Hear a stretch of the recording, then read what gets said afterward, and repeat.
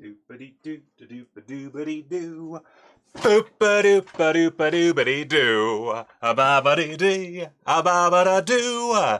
Killer mommy. Do do do do do. Bow bow. Oh god. Oh my god. I am so. Oh god. I'm so out of shape. So, what do you think the chances are this gets monetized?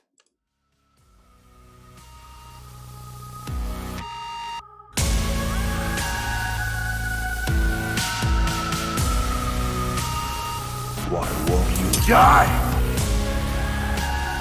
Did you know that a young boy drowned the year before those two others were killed? The counselors weren't paying any attention. They were making love while that young boy drowned.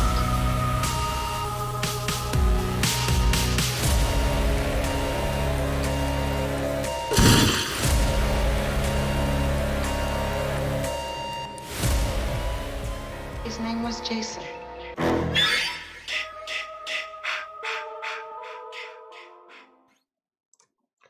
You thought that there was gonna be a final chapter, but there wasn't a final chapter. It was just the last one, but this one's the real final chapter. Maybe, who knows? Who knows? Hey guys, what's happening, y'all? I got my refried coffee here. Oh, it tastes nothing like its source. I love it. I love it. Oh, I love it. All right, so welcome to my big, fat, live Halloween special here at Keene Studios, aka my tiny office, and this is really exciting because I have spent a lot of time on this. I was gonna make this a scripted video. And then I got about, let's see, I got 65 entries in. And I was like, you know what? Never mind. I'm good. I'll just make this a live show. Because at the end of the day, so much time. And really, I'd rather be hanging out with you guys instead of just like watching the comments come in or whatever. I want to like see them live I want to see y'all shitting all over my opinions in real time. So I want to get into the show real fast, but real quick, a few ground rules for how this list is going to go. First off, I was going to do a tier list, but then, because that seems popular, I guess, but then I realized that having hundreds of entries was going to be a giant pain in my ass, so I nixed that idea. It seems like it was too convoluted. So I'm just doing this in order. I don't even have them counted. I don't even have numbers on these things. I was not even about to go do that. This is literally going to be just one after the other. What's my best? What's the best? What's the best? I have grouped some of them together if they are kills that happened at the same time or in rapid succession. I counted them as one, just because, we're ranking the kills. If kills go together, they play off each other, then it's really a two for one. Yeah, sure. Happy Halloween to you guys. Adam Marcus will not be coming to this particular, I guess it could be evening for some people. Shindig, unfortunately, he couldn't make it. He was too busy being up his own ass. So it's just going to be me tonight, unfortunately. No guests. But anyway, so we're not going to have numbers, but we will be going in order from what I think is the worst to the best. I did realize while going through these that I really don't have any kills I really hate. It's really not worst to best. It's more like least good to best. So please don't think I'm shitting on your favorite kill. I don't know if there's anybody out there who really gives that much of a shit as to get upset if I don't like their kill, but sorry. I don't know. No Freddy kills. So in Freddy vs. Jason, if Freddy killed somebody, it's like there's like two of them, so it doesn't really matter, but no Freddy kills. Speaking of Freddy, no Dream kills. So like the grave robbers in part 5, they don't count towards the overall body count. Similarly, like the girl with the big fake tits in Freddy vs. Jason at the start, she doesn't count. So certain things don't count. And also no suicides and no accidents. So, for example, I can't remember his name off the top of my head, but the guy, the really awesome black guy I wish I remember his name, but who blows himself up in Jason X does not count. That was a suicide. Brodsky, actually. All the black guys killed themselves in that movie. What the fuck? But none of those count. So Brodsky, as much as I love Brodsky, and I love his death, and I love his like fake out death, where he has that classic line about needing more to kill him, doesn't count. Sorry. So that's pretty much it on the rules going in. Oh, and this is my opinion. I don't want to hear, oh, you're wrong because such and such is the real best. I don't give a shit. It's art. Opinions on art cannot be wrong unless you're like gonna say Reindeer Games isn't god tier cinema. Then yeah, you're objectively wrong. But in general, nobody's wrong. If your favorite kill is my bottom kill, that would be really weird. I don't know why that would be the case, but sure, go on about your bad self. Anyway, Dan, what about accident? Oh God, I hate you so much. All right, so we're just gonna dig through these. Let me know if there's any technical issues. I did put this all together kind of at the last minute, as is my way. I literally finished this list like 20 minutes ago. So, I might even disagree with myself once or twice. So let's go ahead and dig in. Let's bring up our display boy. Burp. And I got to move out of the way of the display boy. All right, let me make sure my microphone is good. Also, if you're a patron, I am going to put up this entire list free of my commentary, just the kills in order on the Patreon later today. I don't know. It depends on how long I haven't uploaded it yet, so because I'm again last minute. But I will have those up for you guys. So if you're a patron, go to the Patreon later, and if you just want to watch a bunch of people die for like 50 straight minutes, you fucking weirdos. All right, so let me get this. Oh, this light needs to be on me. Me. All right. So let me know. I tested this and it did work when I tested it, but anytime something goes wrong, it goes wrong during the stream. So let's see how this goes. Starting at our bottom pick. Oh, I should probably have it on my. There we go. Starting at my bottom pick. In the week bunch of fucks. Interview with Creighton Duke, there have been 5 more Jason-style murders, all, perhaps not surprisingly, on a direct path from the federal morgue in Youngstown, Ohio, where Jason's remains were flown, to Crystal Lake.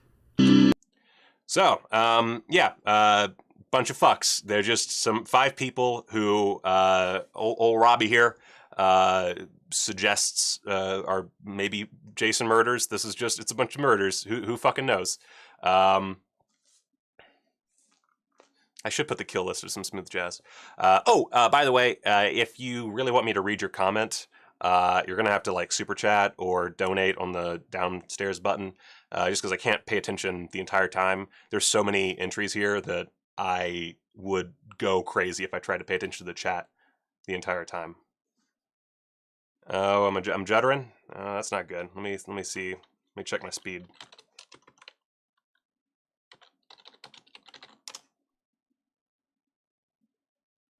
I got laggy when the video played. That's no good. All right. Let me do a thing real quick. I think I have an idea why. Doop.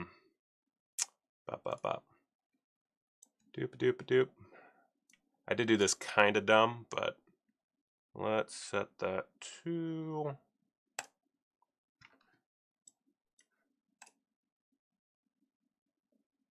Cool. This should make it easier. It is gonna make this look a little weird, but that's okay. Lake. Next up, Paul Holtz from Part 2. I don't have anything for Paul. Let's get there he is. With that little poochy pooch. Look at Paul with his little poochy pooch.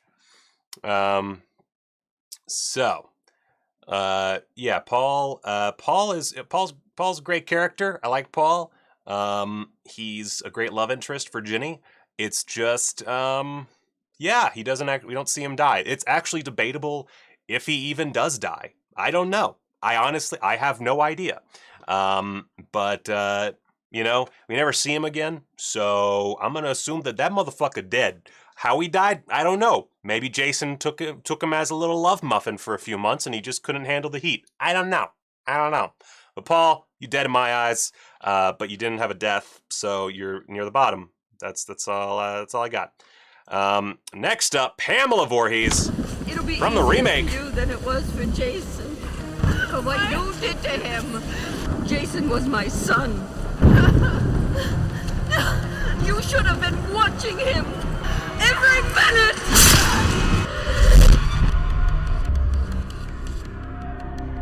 What a weird way to do this. Womp womp. Pamela Voorhees Light from the remake. You weren't that memorable. You weren't as bad as some people say, but you were kind of shitty. And that high contrast black and white was a bad idea. Why'd you do that? Marcus Nispel. Marcus Nispel. I don't know. Next up, Terry from part 2. Oh, fuck. Yeah, so that's her death, basically. We see her later in the pile of bodies in Jason's shack, but, I mean, it's barely called attention to. Her whole, like, it's literally dead. Cut to guitar. That's it. So yeah, I don't know. She's Terry. Next up, Linderman from Freddy vs. Jason. America, bitch! America! Boom! Where was that before? And then later on, he gets his lovely moment with Kia. Their relationship is awkwardly just plopped into the movie, and then he sadly dies without any real, like, I don't know, caring from the audience. Like, Linderman, woo. I don't really understand how the filmmakers thought that they had, like, earned Linderman's death. Linderman, oh fuck, I forgot to make sure the chat was going. Sorry. God, fucking OBS. Make sure that's actually gonna go. Come on. I should probably put that. There you are. Let's just put that right there, yeah. Actually, there we go. Sorry about that. I'm the worst. I'm just the worst. All right, so yeah, Charlie Linderman from Freddy vs. Jason. Yeah, it was a sad death. Like, it's sad, but it's not really, it doesn't feel like it belongs in this movie. Here's another thing about this list. Is a lot of my picks, you're going to find that I have my own logic for them, and part of that is how they're placed in the movie, if they belong there, if they work with the tone of the film. Like, I have a lot of reasons why these are here, and for Linderman, I just don't, like, it feels like a forced moment of sadness because we just needed that in the movie, I guess. And yeah, it just feels like, and I would have preferred if he had died like an actual proper hero's death. Like, I get that he dies because he goes after Jason to help out, and then he gets hit with that stupid hanger thing on the wall that wasn't there in the previous shot. But for me, it feels very forced, and I don't know, kind of meh to me. And then, you know, they force in the Kia thing because, you know, obviously Laurie's not going to be into him. I don't know. For me, it rings a little bit false, but it is sad. It's, you know, it's when you have a character bleeding out on the ground in a somber, silent moment in the middle of the woods. Yeah, it's sad, I guess, but Next up, and this next one, I'll explain it.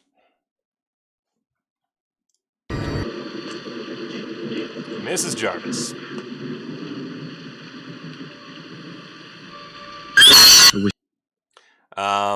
So Mrs. Jarvis, look, I love Mrs. Jarvis, and I know that her not. So here's my thinking with this. Why she's ahead of Linderman. I think that it works really well for the movie. I think that the idea of not showing Mrs. Jarvis's death makes sense. You know, you don't want to be cruel. She's this nice mom. Don't fucking show her getting decapitated or whatever. Don't show her getting her throat sliced. Just let her die off screen. And I like the original idea that she was going to show up in that dream at the end, but unfortunately that dream was not included. She might actually be a little bit higher if the dream was included, but as it stands, you know, we don't see what the fuck happens to her. And I think that the only problem with this death, since it's like it's in a movie filled with great death, so you don't need to see it, first of all. The only problem is we never see what happens to her. And so it's a lingering question that goes on after the film is done. And that's like literally one issue is if we just knew what the fuck happened to her, it would make it so much better. But as it stands, you know, I love Mrs. Jarvis, and I'm glad that she didn't die a horrible, ugly death, I assume. I wish it was.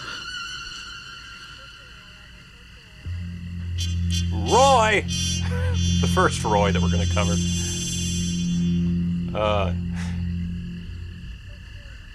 I'll order up some body bags. Good line to end that on, first of all. I love the line. It's very good.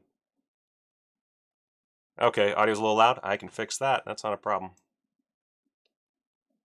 That is easy enough. In fact, I think it's right there. Yeah, I think that should work fine. All right. So, yeah, Roy, just one of the guys that gets killed in the extra footage. That's all. Duke! Poor Duke. Killed by, well, Roy, in part 5. Duke is the other ambulance driver who I can just, like, I love the idea of a backstory there. I love the idea that Duke is just this fucking asshole coworker that Roy cannot stand. And he finally gets the opportunity. He gets to, like, fulfill that urge of just killing off this fucking asshole that he can't stand. It's so great. It's so great. Stan Roy. But Duke, he gets kind of a shitty death because we don't actually see it. So fuck that. Anyway, Officer Ryan, you can see in the background there, she gets slammed, boom, right into the locker. And that's Officer Ryan. Private Samuel Johnson killed off screen and killed somehow. What the hell? So Officer Ryan, I love this one and Jason Takes Manhattan, I think, are the best when it comes to just like really going all out on the odd like Jason magic show that always occurs. You know, in Jason Takes Manhattan, he just like teleports randomly, and in this one, it gets out of these chains, these military grade locks. How? I don't know. Fuck it. Who cares? And kills Private Samuel Johnson, who wanted to put a bag on that man's head. Jason seems to have forgotten that he used to love bags until he found that fucking hockey mask. So, you know, maybe, you know, beggars can't be choosers, man. Edna. Jason goes to hell. Edna, barely remember her. She just gets her head crushed in a door.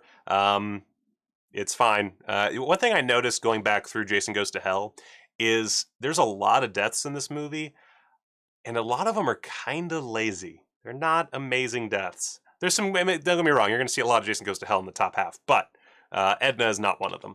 Anyway, next up, Dieter Perez and all of the inhabitants of Solaris. We don't know how many people are here on Solaris. Let's bring this down a little bit. Who's all these people? I don't know. Dieter Perez, by the way, is played by, I forgot his name already, but played by one of the guys who was in a shitload of David Cronenberg stuff. Of course, this was shot in Canada. David Cronenberg is in the movie. Yeah. Dieter Perez, the kind of contact on Solaris, is dead along with everybody else shortly after this. I didn't get the clip, but shortly after this, the entire space station explodes, killing thousands of people, maybe. My biggest problem with this scene is I don't understand how Solaris is this poorly made. It's such a shitty this is basically they're getting hit with a school bus and just everything explodes, which is fun. I mean, you know, Jason X is inherently stupid. I forgive a lot of flaws in Jason X because it has a world that it built, and it does not stray from that world. You know, it doesn't try to be too self-serious, and by doing that, it creates this line in the sand that it never really crosses and allows itself to be pretty ridiculous. So, Goodbye, Dieter, and the thousands of inhabitants of that satellite. You all got murdered by Jason. Dr. Matthew Letter, whatever, from A New Beginning. You probably barely remember this character, but good old Dr. Letter, there he is, got a railroad spike to the fucking dome. Off screen, though, which is too bad. This feels like one of those kills that could be, really high up there, but he gets killed off screen with a bolt to the head. It's too bad, or a spike to the head. This actually brings up another point. I am basing all of this on the version, like complete films available. If there was an uncut version of this film, that'd be different, but because there's not an actual full uncut version, there's a lot of deaths on this list. They're going to kind of far down because they don't work in their cut versions. So, not that this is one of those. I'm pretty sure he died off screen no matter what. Yeah, Dr. Letter. Martin from Jason Lives is up next. Now, Martin, he's the guy in charge of the graves. Originally, Martin did not die.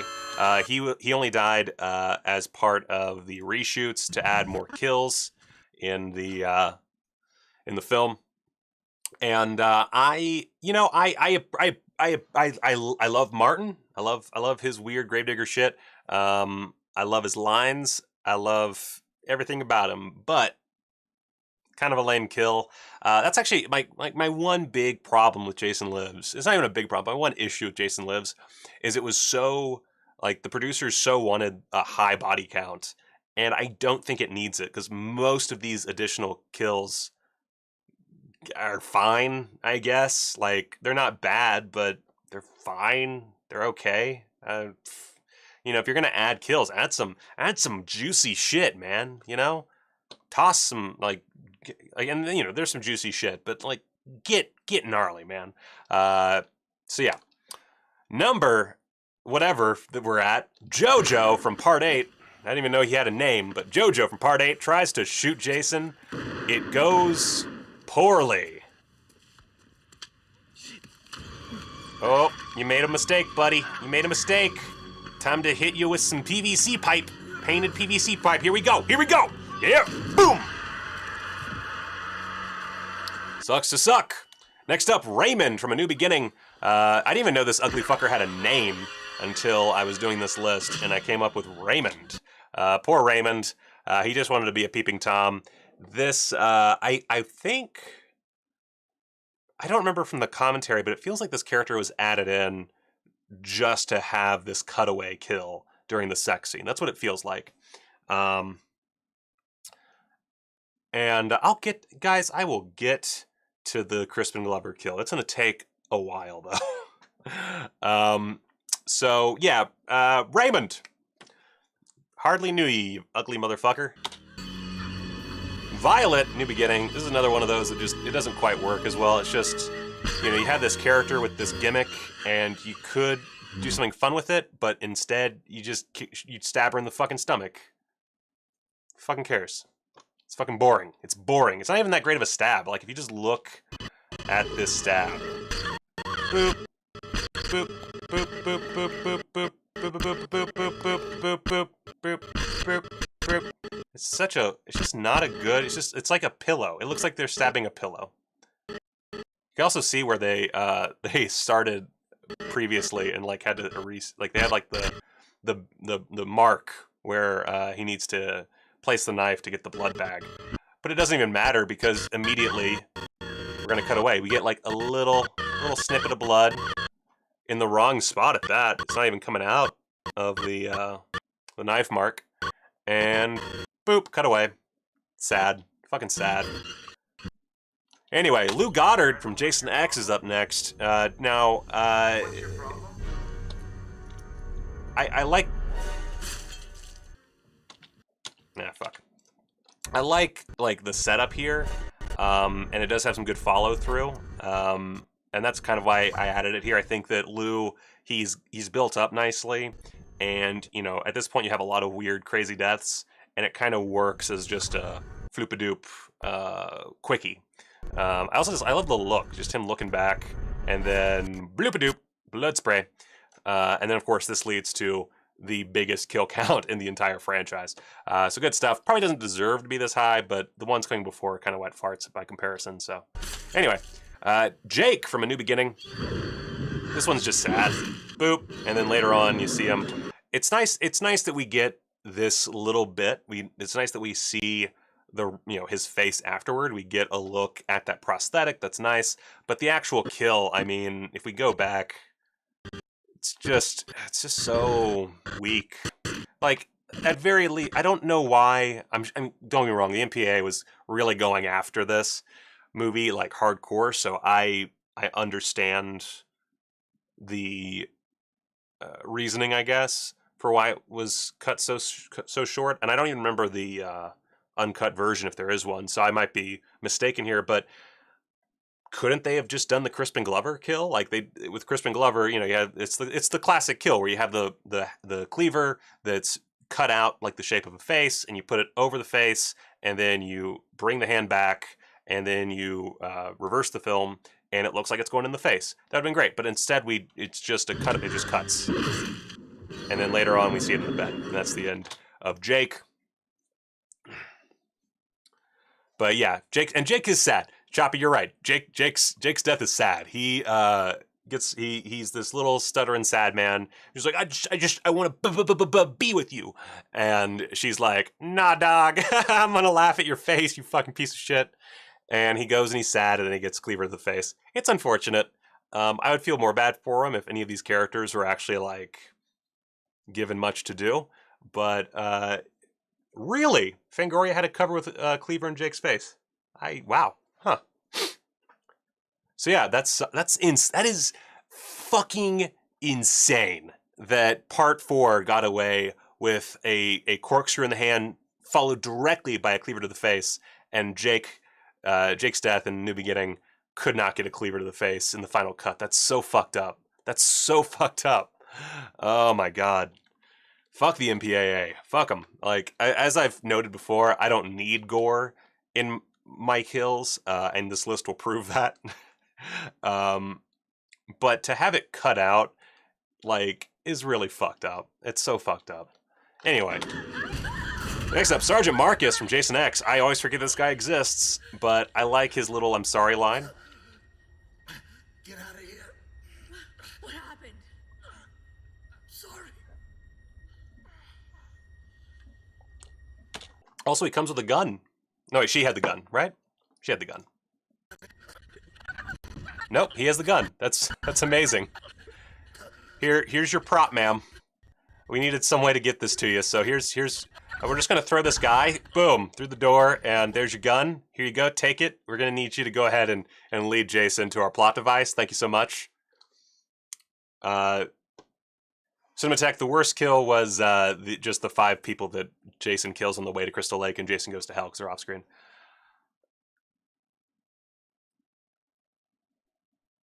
All right, so next up, teammates. Just named teammate. Yeah, invite only corn poke, and you weren't invited. Sucks to suck. Sucks to suck. Yeah, his name is Teammate, and his death is a weird CGI composite that is fine, I guess. Yeah. Maddie from A New Blood.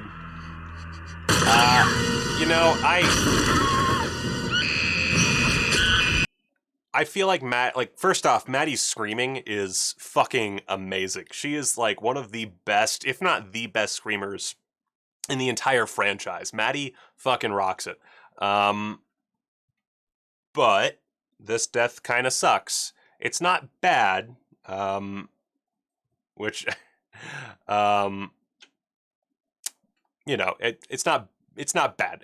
None of these are bad, but when you have a character that's built up this much, I expect a little bit more. That said, it could be the Mrs. Jarvis logic, I guess. I know that this was re-edited and reshot, but you could go with the Mrs. Jarvis logic that, we don't need to see her die horribly. And that's certainly the case. I just feel like she needed a bit more. I feel like it's a little lame. It's not as lame as, say, like a knife to the stomach or whatever, which I actually have higher on this list. But for her, I just feel like for the character, it didn't work as well. But I could be wrong. Like, this is one I don't really care about. It's one I always forget how Maddie dies in the movie, and I think that's the worst thing. Is like it's unmemorable for such a memorable character. All right, Steven and Annette from Jason Lives, another reshoot death. What a lazy way to kill off two characters. Like, I don't hate it because it is kind of funny that he's just like lopping off 3 heads at once and then skewering 2 people at the same time. And I kind of like the silliness of these 2 people just having a picnic in the woods. In my movie, The Head, there's a picnic in an alleyway. And it's a similar thing where like these 2 are out in the woods in the middle of nowhere, bumfuck New Jersey at night, having a romantic getaway, I guess? Why? I think it's even worse that it's in Alabama. So it looks even more like The Sticks. But it's just such a weird death. Next up, Kia from Freddy vs. Jason. This big old thing. You hate to see it. You hate to see it. Whoopsie! Oh, nice and brutal though. Nice and brutal. This gives me a moment to talk about something. Now, when in my video ranking the movies, I mentioned that Kia had a line of dialogue that I felt was not great. It was not great. And I'm not going to play it or anything, but here's the deal. I had a comment there, and I've seen this elsewhere with other things, where I was like made fun of for being politically correct. And here's the dealio, man. Anyone that knows me knows I'm not a very politically correct person. And I'm not gonna, by the way, I'm not gonna go on a huge rant about this. I just want to mention it real quick. Look, I totally get the problem with people being overly sensitive. I agree. A lot of people are overly sensitive. Happens a lot. I've seen it a lot. I've had people get mad at me for... I have a bunch of people on Twitter who blocked me because I was, I didn't jive to their political correct bullshit.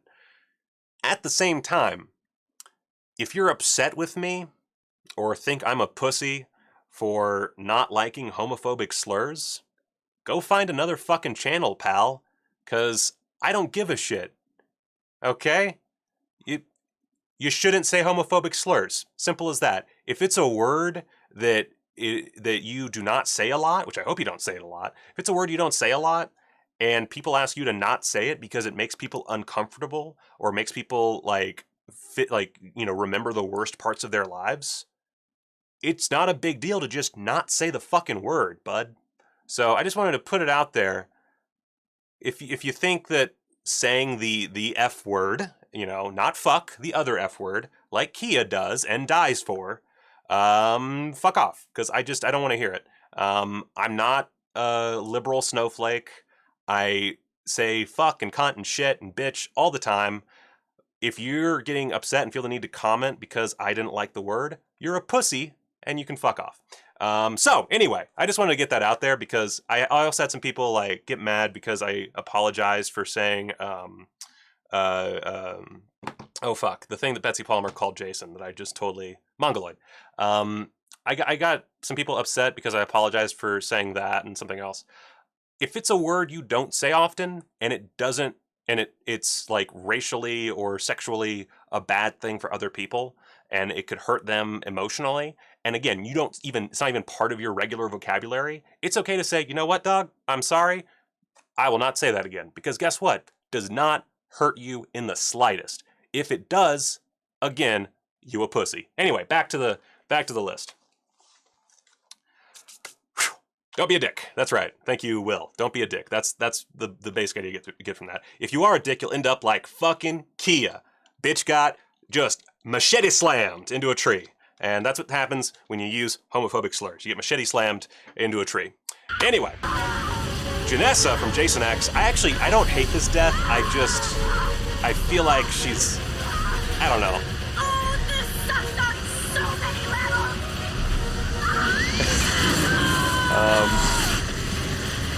Right there. I feel like the only problem with this death is it doesn't go far enough. I also feel like, oh, I should have had the pussy clip ready. You're right, Kat. Oh, I'm such an idiot.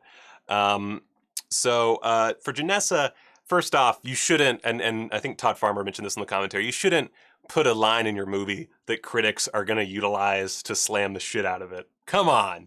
Come on, screenwriting 101. Do not put a line in that the critics will then utilize in the header for their reviews. Come on.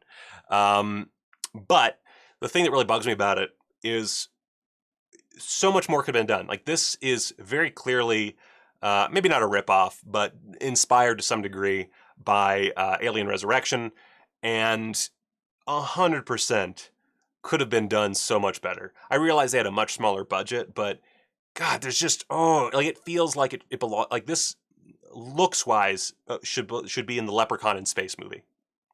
It shouldn't be in this movie.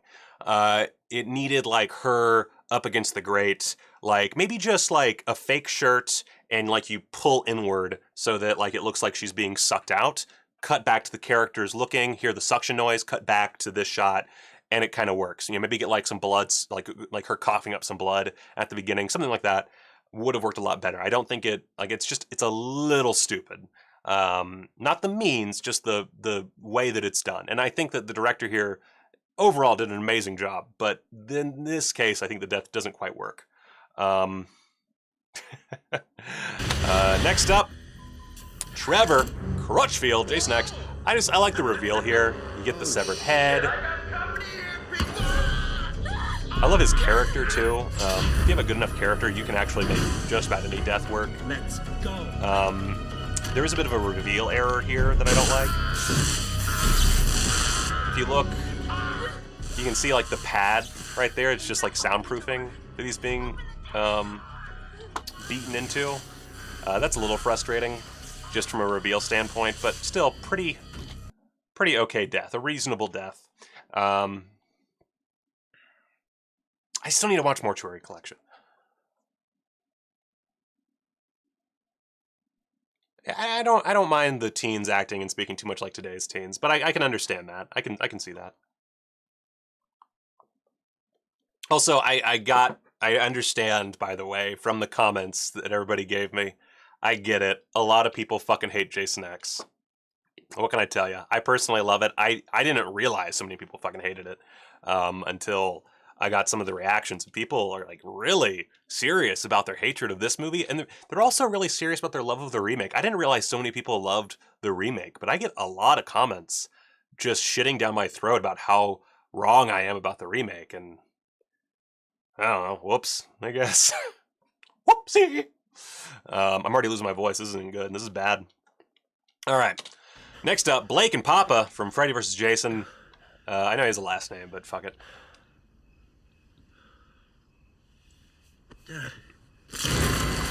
Whoopsie!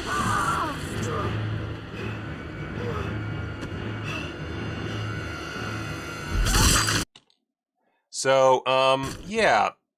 Blake and his dad, my problem with, like, I love, where is it? Right here. I love this bit where he brings up the head to block the machete. That's good shit. That is fantastic shit. I don't love this bit. This bit, like, it's a little too much. Like, if we could see, like, I don't know how you can make this work, because the idea of Jason, like, toying with people is fine. That's canon. That's good. I don't understand. Like, there's logistics to Jason. Jason, while a supernatural character, does not, like, have these magical put everything back together perfectly powers, and it kind of bugs me just how perfectly the head, like, every time it just kind of annoys me that it's so, like, perfectly done. You can tell it's just the actor sitting there, and then it just pops off. That said, it's a great head. Good mold there. Good blood spray out of the stump. Good shit. Good shit, good shit. I don't hate that, and I love this. It's just, it's a little wacky for me. A little wacky. Next up, Professor Lowe from Jason X. You want your machete back? Shit, it's yours. Take it. Just remember who saved it for you. Guys, it's okay. He just wanted his machete back. Whew. I'm gonna go back to my room. Stoney's gonna meet me there. I love the machete line so much. Like, that's actually, this should be lower on the list, really. But I love the, he just wanted his machete back, guys. I remember that from the trailer, and I was 11, I think, when I would have seen that trailer, and I thought that like was the plot of the movie. Was that Jason, he just wants his machete back. And so it stuck with me for so long. I just find like his Professor Lowe's like weird capitalist reasoning of, oh, he just wants this object. Like, oh no, it's fine. I got this. He just wants this machete back. It's no big deal. And then being brutally murdered. I wish we could see him die, but I think that the overall bit works in its favor. Next up, this cop in part 8. I love this. First we get the severed head. Not the best severed head, but a reasonable severed head. And then, best part, coup de grace.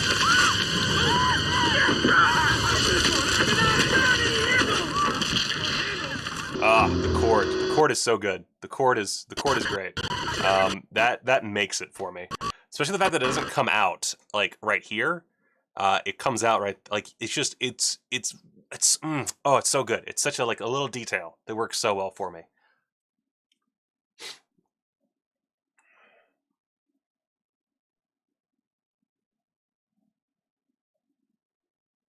Let's see. Wow, Kat, that is an interesting ranking. That is interesting. Let's see. I read that Blumhouse wants to reboot Friday again. I saw a lot of people shitting on the idea of Blumhouse rebooting Friday the 13th. I would love for Blumhouse to reboot, or I guess do a like the Halloween thing where you ignore some of the shitty stuff. Maybe don't ignore everything like they do with Halloween, but I would love to see one that is a direct sequel to the Paramount films. I would love to see that. That would be great. And Blumhouse, I think my biggest, I want to point out real quick. It's not like I shit all over the remake. I still think the remake is a good movie. I said that in my review. People act like I shit down the throat of the remake. I just don't think it works as well as it's criticism. If I'm gonna say that it doesn't work as well as other movies in the franchise, I got to back that up. And to back that up, I have to criticize the fucking movie. I don't know why people get so upset about the fucking remake. Not that any of y'all are. I'm being reminded of all these fucking comments. I would love a sequel to Jason X.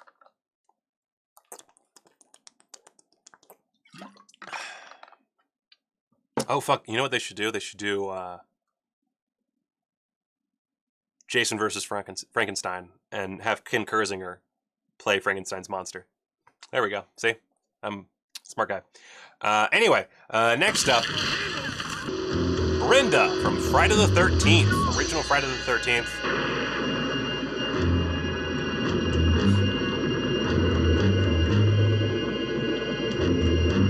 So this is the last we see of her alive. So it cuts right about there, and then we get her body thrown through a window. And I just want you to watch for the stunt double here, because I never realized how egregious it was until I was going through the kills.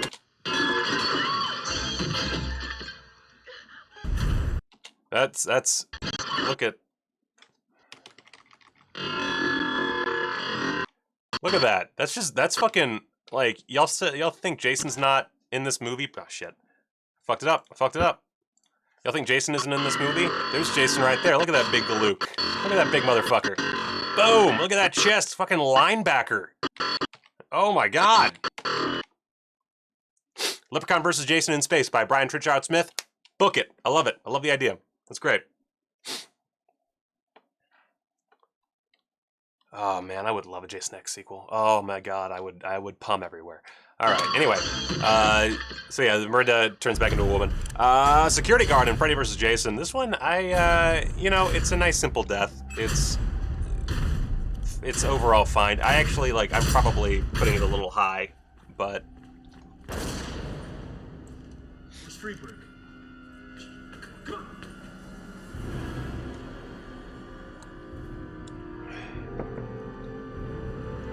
Boop boop. Whoopsie. But I like, you know, it's a nice show of Jason's strength. That's not bad. Anyway, Sandra from New Blood.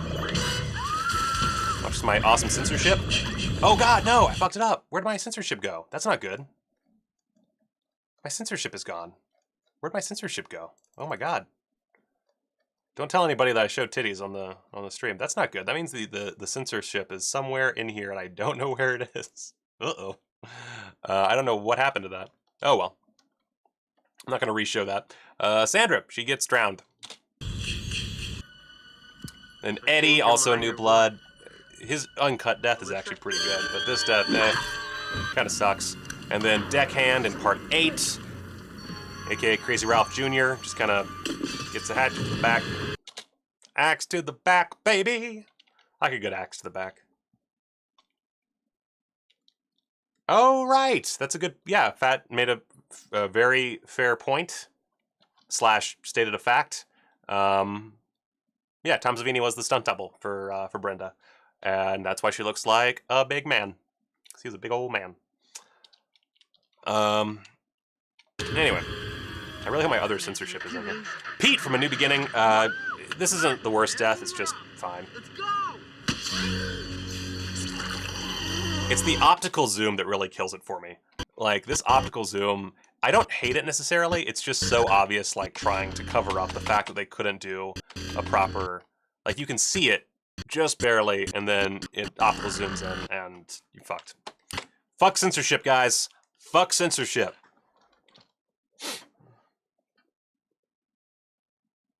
Oh, this wasn't getting monetized to begin with. All right. I'll just blur that in editing. Bill from Friday the 13th. We don't see Bill die, but it's a pretty good reveal nonetheless. Like, as far as non-on-screen murders go, that's some good murder right there. That's quality. That's some quality shit. That's such a good reveal. All right.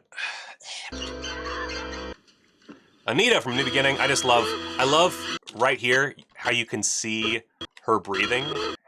I think that's, or not even breathing, you can see her pulse. There we go. I think seeing her pulse is so good. I just wish, like, I realized that was almost certainly an error on their part. I say almost certainly, of course it was an error, but I wish that they could have, like, noticed that, and we could have just gotten, like, a little bit of blood pumping out. That would have been so great. But I like it adds a little something, and I love the way that they've hidden the cut. Like, you can kind of see the edges if you look really closely and aren't just, and you know, you're looking at a fucking still. But I like that it's a little raised in the middle so that it really looks like her throat's been cut open. I think that's a really solid reveal. Jane from New Blood. Bloop-a-doop. Pretty simple kill. I just like, you know, I like the simplicity of it. That's all. Deputy Scott Stubbs from Freddy vs. Jason gets electrified.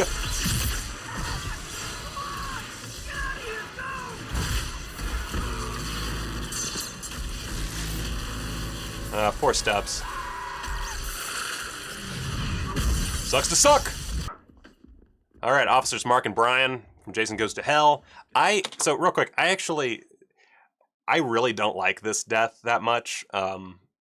It should like, if I was less objective about these, it would actually be lower, because every time I see this head crush, it just bothers me so much that their faces are so. It reminds me of in Hellraiser 4, I think it's actually 2 security guards as well.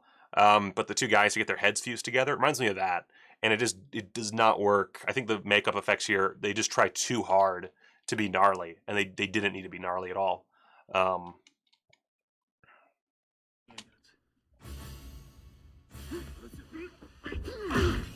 Like, what the fuck? What is that? And fuck you, Adam Marcus. Like, you just, like, I like looking at it in slow-mo, there's actually an element to it that works, because it kind of, like, sticks together. And that's pretty good. That little middle bit is pretty good. But it's just, like, holy shit, what did he do? Good lord, just have their heads, like, explode, honestly. Like, at this point, just let them explode. It's just a little too much makeup for me.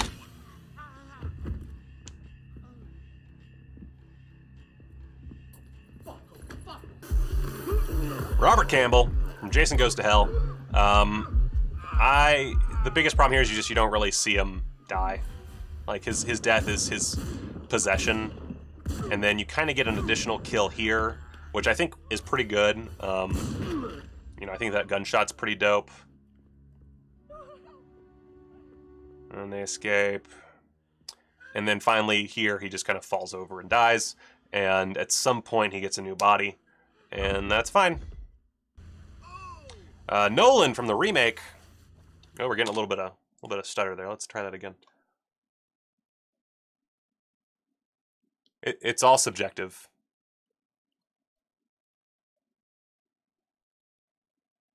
We're talking about art. Art is subjective. All right, Nolan. I mentioned this in my remake thing, but I just don't like the precision here. I don't know. Like, I can accept that Jason is good at archery. I can accept that. I don't know. It just doesn't. It seems a little, again, precise for me. It's not a bad death. Like, obviously, I mean, it's this far up. It's not a bad death. I feel like you could do better. Like, you know, when you're writing the script, you're thinking these things through. I think there's a better way to handle this character's death than that. Oh, I love my dog barking in the background. That's nice. Corner Phil. I finally got his name. I suck. So this one, you know, again, we don't see him actually, like, melt away, but I love him eating the heart and then vomiting up this weird fruit cup concoction. You know, as much as I really, really dislike Jason Goes to Hell, look, I'll admit, it has some really great gore moments and gross out gags.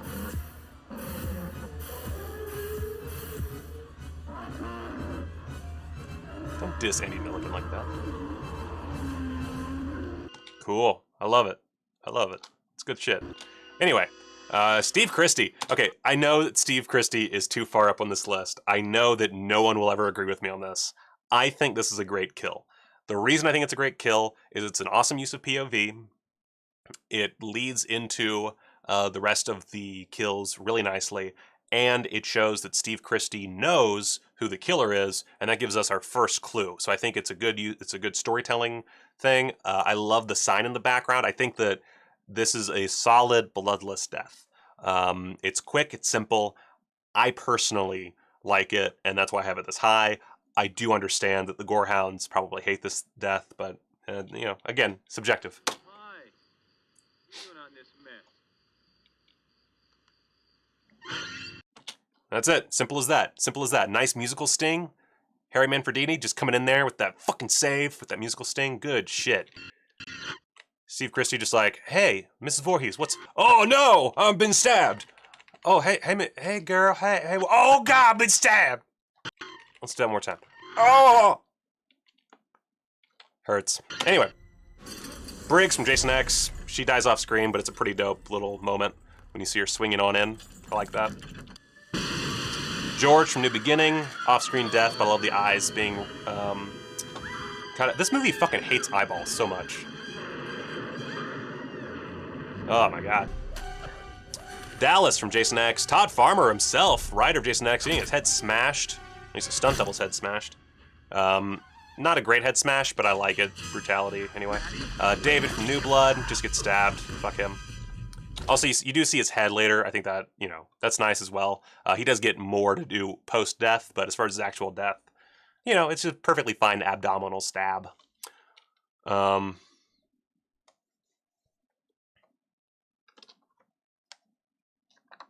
Sir Mang, I 100% agree. I'll quote that just in case anybody missed it. I think from Sir Mang, I think horror movies work better when they leave things up to your imagination, keeps the suspense going, and your mind can conjure up things much worse than what can be shown.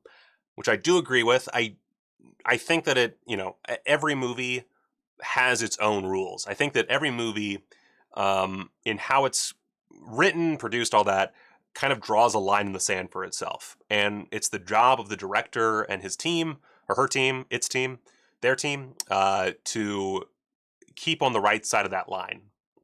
And if they cross that line, it often feels a little off or forced, and if they cross it too much, the viewer realizes that the movie's, not working for itself.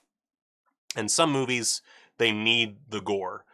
Some movies, they don't, because some movies are gore movies, some movies are not. I think that the first two films in this franchise especially work best with off-screen stuff, or at least not going too far with the gore. I think the main, for all of these movies, the important thing to get right is a mix. Some of the deaths off-screen, to your imagination. Some of the deaths on screen show some of that sweet special effects work, more art, more good times. But I do agree though. There's a lot of great kills, which I'll actually get to, where you don't see anything, or it is implied, or you see it in a way that is not normal, or you're not seeing like the actual kill, or you're seeing remnants, whatever. And I think a lot of those deaths work really well, especially when, I think the problem with Part 5 is it was designed for the most part to show kills. And if you take all the gore out from those kills, it feels disjointed. It feels like something's missing. If you shoot in such a way, I think Part 4 does this really well. If you shoot in such a way that it doesn't matter one way or the other, if they cut your gore, they cut your gore, then I think it's a much, generally works out to be a much smoother experience. Yeah, that's all I got.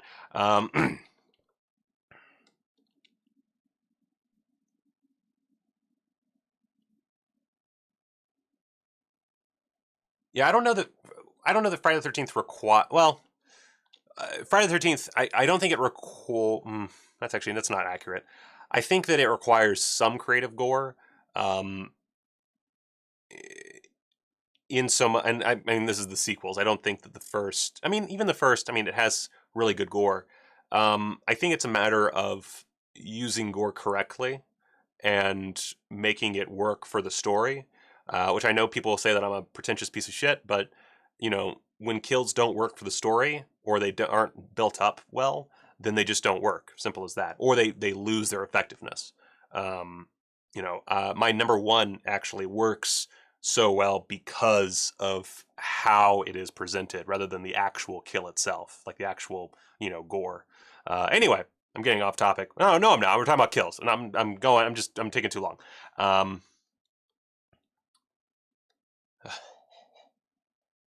Yeah, Friday the 13th started requiring gore once it went into horror comedy, then suspense building. Yes, that is true. Yeah, once it goes into horror comedy, yeah, you do need some good gore. That's true. All right. Anyway, let's get back to this. So David, fuck him. Shaq from Freddy vs. Jason. I only have one problem with this kill. So let's show the whole thing. Right there. So I love him running out of the cornfield. I think that looks great. But you can see right here, he has something in his mouth. You can tell that he's holding it in. And then that flame of machete comes by, and he's got it in his mouth. You see the CGI fire machete, or composite, whatever, come through, and spits out his cup of blood right there. I wish, I feel like they must have known. They must have had storyboards that said, okay, we're going to have this bit where the machete's going through, we're going to cut to that, and then cut back, it's going to hit him, he's going to spit out the blood. Guys, come on. Do 2 takes. One where he doesn't have the blood in his mouth, other one where he does, and then you only get that last bit where he might not even notice. But the fact that he's running the entire time with that blood in his mouth really takes away from it for me. Otherwise, pretty good death.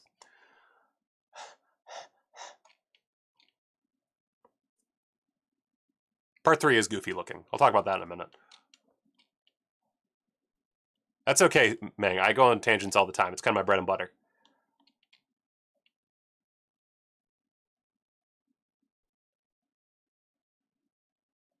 Oh, Allison, I love you. Allison, you're great. I'm just gonna read this off too because this is actually really good analysis. In the first Friday the 13th, each murder progressed explicitness, culminating with Marcy with the axe. Then it resets for the second half climax, so that once it hits the decapitation on the beach, it was a large climax.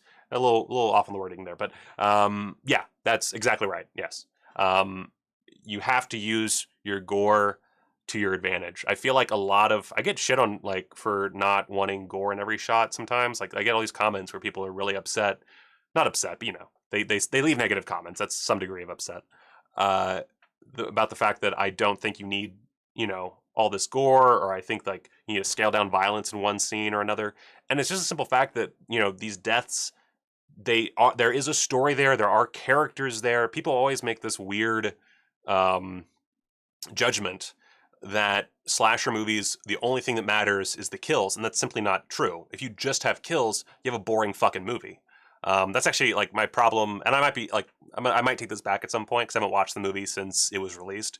But my big problem with Hatchet when I saw it for the first and only time was that it felt so interested in kills and so uninterested in anything else. It was just kills and laughs for me.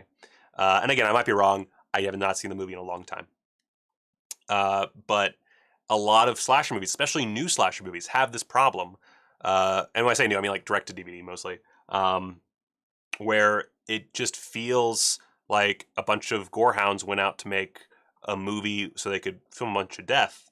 And you need likable characters. You need characters, they don't have to be characters that you're rooting for per se, but characters who you have an invested interest in. Even if you hate them, like my hatred of Melissa makes her death so much better. The reason that death is so far up the list, and you'll see, is because I fucking hate her character so much. And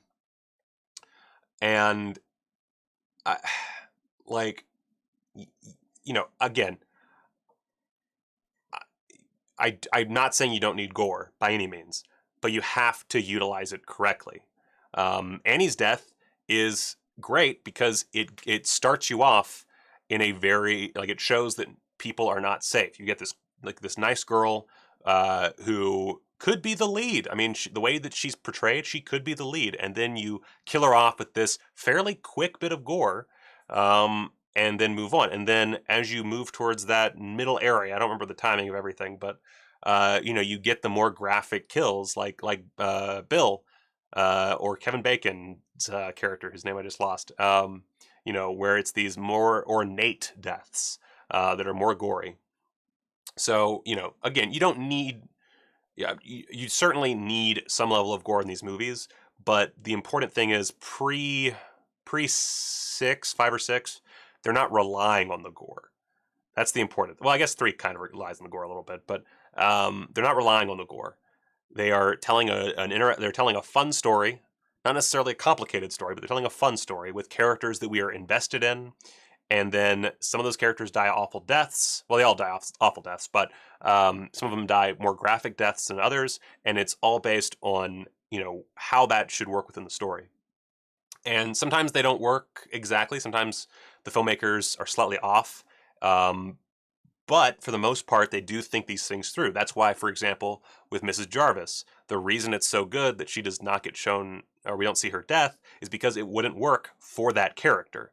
Whereas Shaq here gets fucking, murderized, and it's beautiful because fuck this guy. Next up, Wade from the remake. Wade, I like Wade's death. It's just, What the fuck? What is that? No! No! And later on, Wait!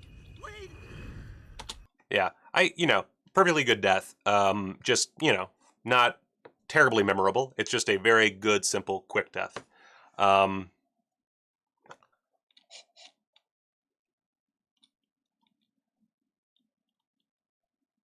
Let's see. Oh, man, I wish Dr. Cruz's death paid off more, but I'll get to that in a minute. But yeah, Wade. By the way, I got all these from the wiki. A lot of these are like from novelizations and shit. I I didn't know half these characters' names before I did this, because who cares? But Wade, I think that the lead up to Wade's death, I'm not going to go through all the lead ups, obviously, but the lead up to Wade's death works really well, and then we get that first taste of a quicker Jason. I think that's great. One bit of something that a lot of commenters commented on with my remake video. I'm not saying that Jason running is bad. I don't know why people get so into these things. Fast Jason is good, and Jason coming at you really fast in bursts is scary. My problem is I feel like a lot of the scariness is lost when he runs too much and he has too much prep and all. To me personally, it becomes I'm less invested. Doesn't mean you're wrong for having your opinion, of course, but for me, I'm less invested when Jason is just running around all the time and has his fun little tunnels and shit.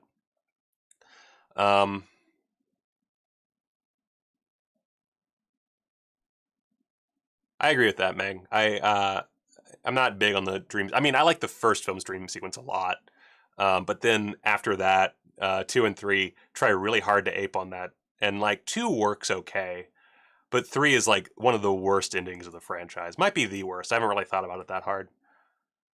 Actually, no, the remake probably has the worst dream ending. I fucking hate the remake's dream ending. And that's another thing is, Jason can run. It's okay. I feel like there's two extremes to the Jason running argument. It's such a dumb argument. One says Jason can't run, which is empirically false. And the other one says that Jason has to be running to be scary. And no, it's just, he runs sometimes, but also he doesn't need to run. That's what's scary about Jason. He doesn't need to run after you. He's just gonna get you. No matter what. No matter what you do, Jason is gonna get you. Unless you're a psychic or with telekinesis, then you're not gonna, Jason's gonna have a bad time. But anyway, Sven from Jason X. Y'all gotta listen. I'm gonna turn up the volume for this. I love this. I love this so much.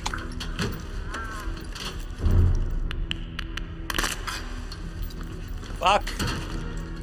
Oh, you feel it. You feel it in your bones when he gets his neck snapped. I love it.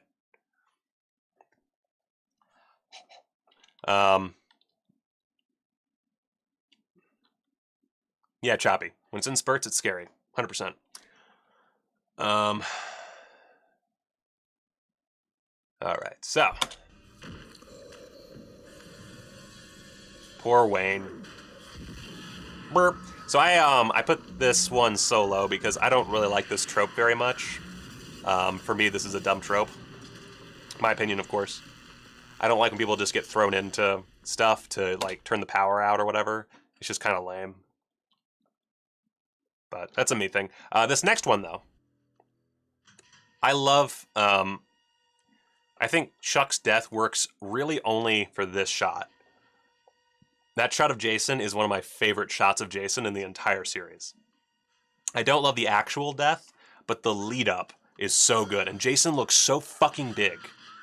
That's the thing that I need in my Jason. It's like Richard Brooker, I believe, was my height. He's either 6'3" or 6'4". So he was as tall as I am. I'm not an imposing guy.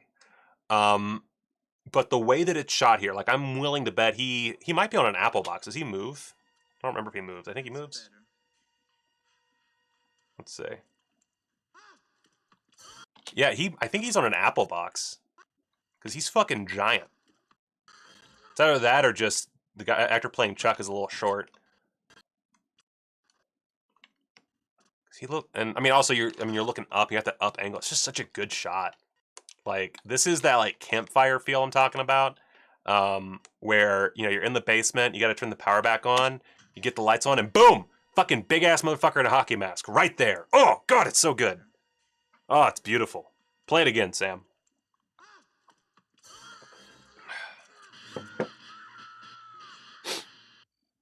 All right, next up. I fucked up the formatting on this one. Oh well. Gangbanger, Part 8. Oh, sucks to suck, you rapist piece of shit. This is not the greatest reveal of a kill ever.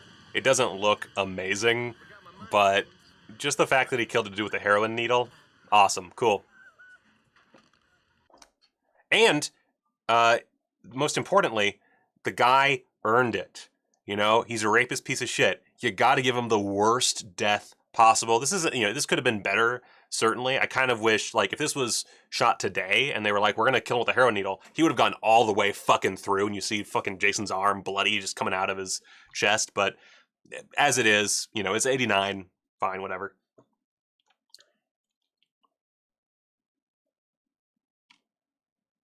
I missed a bunch of stuff in the chat. I'm not even going to try to get back up to date. Alexis from Jason Goes to Hell. Poor Alexis. Alexis, she wanted a man. Like, it's so fucked up. She wanted a guy. She hit on Steven. He was like, nah, girl, I'm my baby mama. I gotta give her some loving. Sorry, girl. And she's just like left out while the other two are fucking just raw dogging it, which gets them killed. And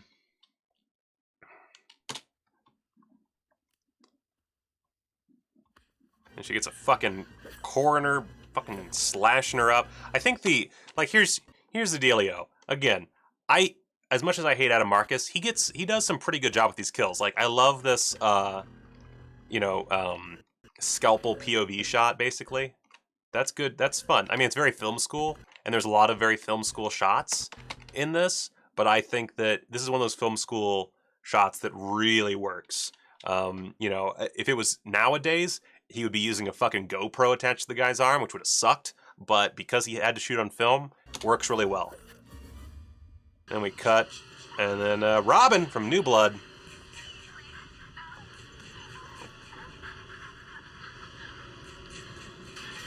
Womp womp. I love how much she hates those legs, too. Great. So that's a okay death. Roy Burns from New Beginning. Good old Roy. This one's really only up here, A, because, ooh, that's a good shot. And then, of course, it's the death of Roy, one of our few our two non-Jason killers. And, yeah. I like Roy's death. I think it's a good death. My only problem, the reason it's so low, is right here. That is an awful reveal. That is, I know they reshot that to make it look better, but guys, you didn't make it better. It still looks like garbage. It is not a good reveal. When I first saw this, I was so confused because I could not tell who that was. Like, this needed a lot of work. But I do love Roy. I'm an unabashed Roy stan, and you know, not the worst death. Just it's a good death that just the reveal is not good enough, and that's too bad. So I hope this next one works, because I censored a lot here. Robin.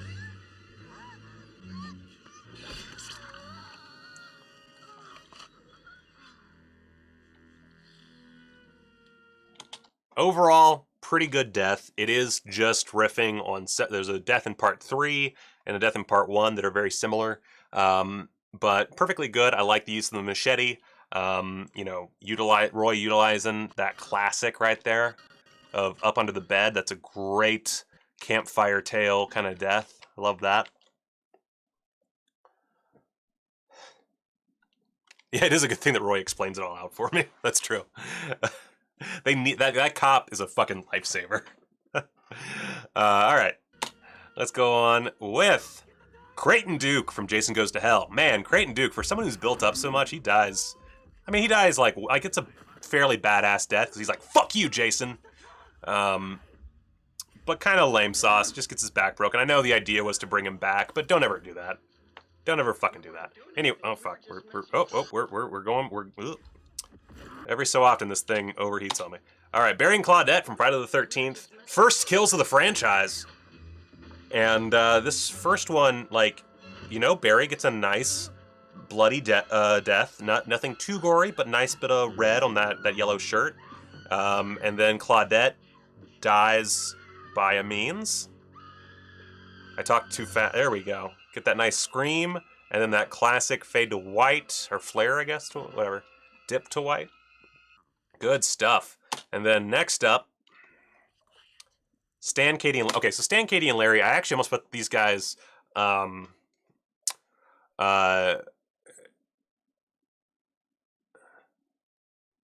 see. Part 5 didn't need a Scooby-Doo type reveal, that's true. Honestly, yeah, like, they should have had, like, Roy unmasked, and then, like, him, like, coming after them with the machete, you know, you killed my boy, you know, type shit, and then throw him off the barn. There you go. You don't need officer exposition. Fuck. Anyway, Stan, Katie, and Larry, I am not a big fan of this death, but I can't deny that it is a fun and silly thing, and, you know, I just feel like it's a little too far. That's why it's so low on the list, because a triple decapitation should be higher. I just feel like it's such an, like the, I forget their names, but the couple in the woods death. It's so obviously like, we needed more kills, so let's add more kills. How can we do that real fast? Let's do a 3-headed decapitation. Awesome.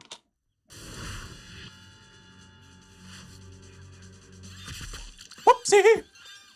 I do like that reveal, though. That's a good reveal of Roy in the back right there. And then Amanda Shepard, New Blood, killed because of one fucking pussy right there. That fucking puss boy.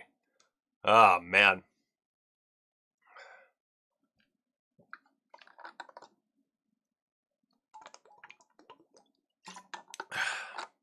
God, so many of these. We're not even into, like, the really good shit yet.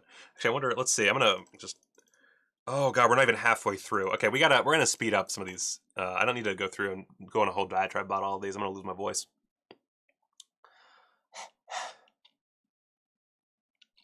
I wish the triple head, like, if you're gonna go with the triple head decapitation, just go all out gory. Fuck the MPAA. They ruined so many of these deaths. Because again, a lot of deaths don't need gore, but when a death relies on the gore, when it's set up to show off outrageousness. When that gets cut, man, it fucking sucks. It sucks so bad. Anyway, so Amanda Shepard dies. Let's just go through a few of these real quick. Kate from New Blood, great idea with a great execution in the uncut version, but as it is, kind of sucks. No, it sucks. I'm going fast. Loco from Part 3. You've seen one just hit to the stomach. You've seen them all. I like the use of 3D here. It's a little gimmicky, but it works within the scene. So, not a bad death.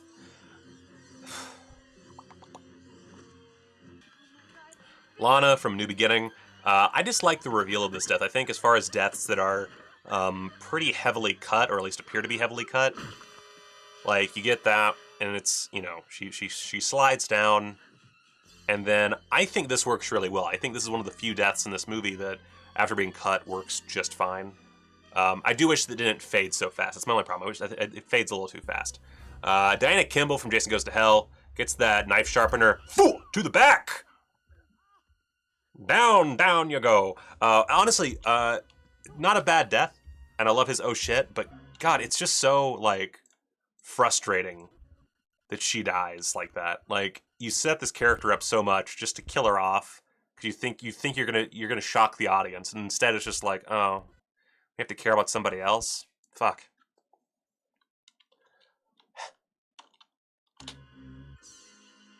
Fox from Part 3, I just think the reveal is really nice. We don't see her die, but I like the reveal. And that looks hella uncomfortable, so good on her. Good on that actress. Azrael from Jason X dies fine. It's a good, meaty back crack. Yeah, fuck you. Billy. Fucking Billy. I love Billy. I love the story about how they forgot that the actor had a bald spot, and so they had to quickly shave down the head. And it's just, oh, I could watch it for days. It has a nice little give to it too. But I love the story about how it turned into a perfect bullseye for the stunt guy to do the kill. That's so nice. It's good stuff. Ravers and Freddy vs. Jason. I wish this was higher. I really do. This could be a great massacre. But you can see all of the contraptions under their shirts so visibly. Not all of them, but most of them you can see the contraptions really, they're very obvious, and it's very frustrating. And it's just so, I don't know, it feels like it's in a different movie as well.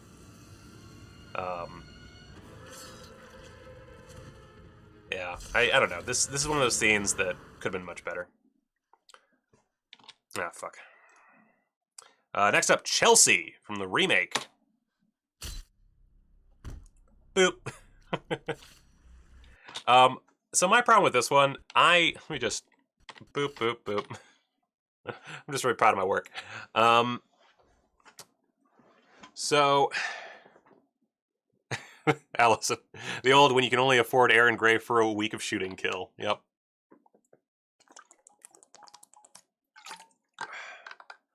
God. So for Chelsea's death, this is one of those, like, my problems again with the remake is that it doesn't feel like it can pick a tone. And I'm gonna take these off for a second. These are very uncomfortable. It doesn't feel like it can pick a tone. And so you wind up with these like moments, like it's very serious in moments and very comedic, and it just like ratchets back and forth. And with this, like, she's horrified, you know, she's gotten hit in the head by the boat, she sees Jason in the woods, she's hiding under the dock. It's very, very, very serious stuff. And then this weird thing where the machete goes down, penetrates her skull somehow, and then he brings it up, and you get the pair of tits for the audience. And it feel like, look, I 100% have zero issue with titties, just finding reasons to put titties on screen. But this, I don't know, this feels really off for me. I don't feel like this is earned, first of all. And it feels a little too exploitative for this movie. You know, like you have what's her face Voorhees in part 5. Her death is very kind of like, we're gonna show tits and we're gonna show her eyes being just like completely gone. And it works in that movie because I feel like that movie has that exploitation angle down, and I don't really feel like this one does. It feels, I don't know, it's too Hollywood, it's too sheeny, and in this moment it's too serious. So for me, the tits don't work as well. It's not a bad kill. Like, as a kill, as an idea for a kill, it's great. I just think that within the context of the film, it's really weird and off-putting. But good kill. That's why, you know, again, I don't think any of these kills are bad per se. I keep saying that some suck. I just like saying things suck, apparently.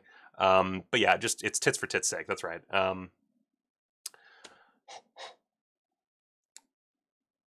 Oh, I did not know that, Kat. Thank you for mentioning that. This is also a changed shot. They had a better version that followed her body into the water, focusing on her eyes. That sounds much better.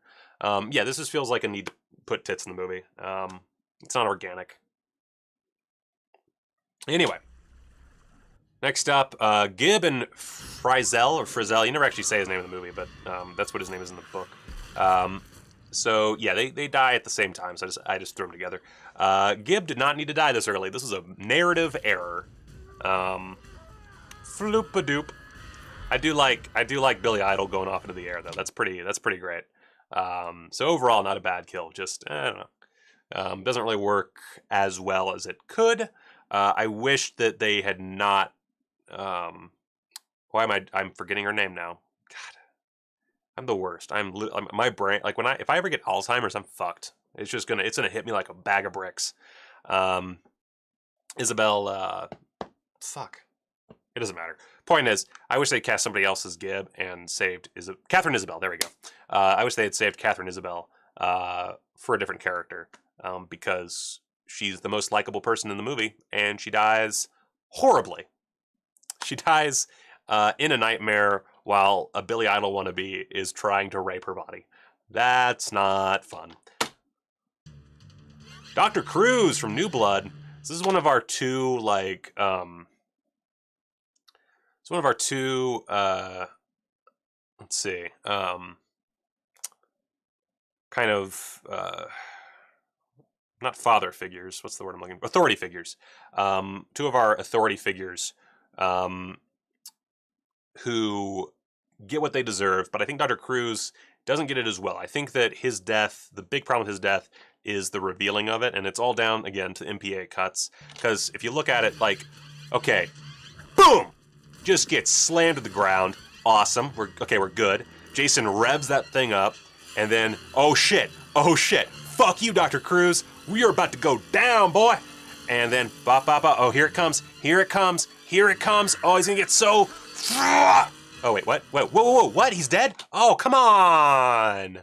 Come on! Ah! We're so close! Ah.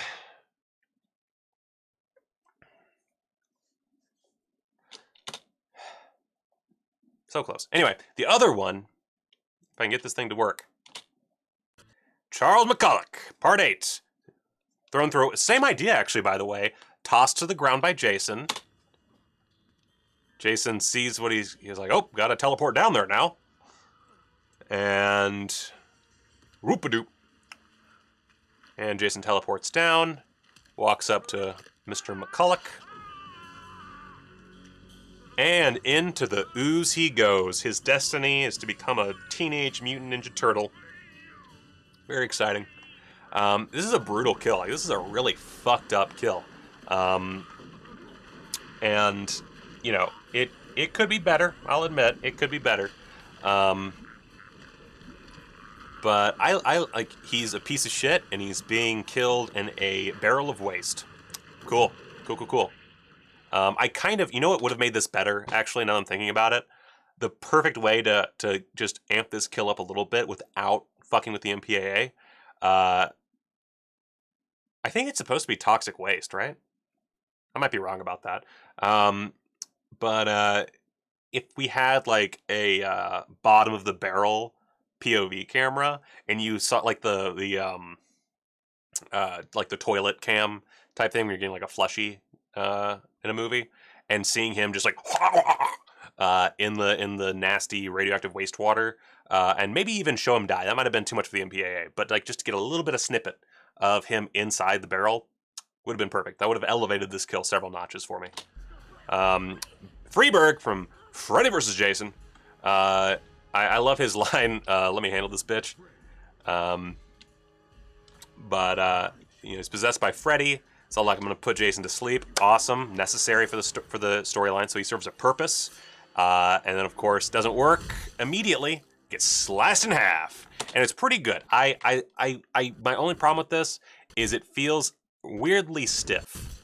I don't know why, but I think it's because the torso is so thick, and it just doesn't quite work perfectly, but it's still a really solid death, and one of the better deaths in this particular movie. And just look at that blood spraying. Good stuff. Good stuff. You know what, Fun Ghoul? I'm not sure I can forgive you this time. I'll be honest with you, man. I don't think I can forgive you for being late to the chat. All right. Boop, boop, boop. Russell from New Blood. So this one, I put this really high up because Russell, I love his uncut death so much that it bleeds into his actual death. I think this is a beautiful death. It's so simple, it's so precise, and it's so brutal in such a quick way. It's coming up. Boomba! Oh, it's so good. It's so good. Ben's another, I mean, New Blood is all just like deaths that really relied on the gore. Because, you know, Beekler was a special effects man, and he loved special effects, and he made some innovative shit for this, and some not so innovative shit, but some good shit nonetheless for this movie. And it all got cut, basically. And it's so frustrating because, like, that uncut footage looks like absolute garbage. But if you can get past the look of it, it is great. There are some great effects. And this effect is the one that makes me so sad because, oh God, it makes me so sad. Anyway. Oh, God. Like, this is the most depressing death. Not because the guy's likable, I barely remember him, but, like, they turned that head into a fucking raisin, and that's it. That's all you see right there. They do all that work, and all you get is, like, this blood coming out of, like, a tube under Kane Hodder's head, or hand, rather. And, like, yeah, like, maybe 2 tubes of blood, 1 in each hand, I guess, and that's it. That's the whole death. That's so fucked up, man. That's so fucked up. Oh, it makes me so mad.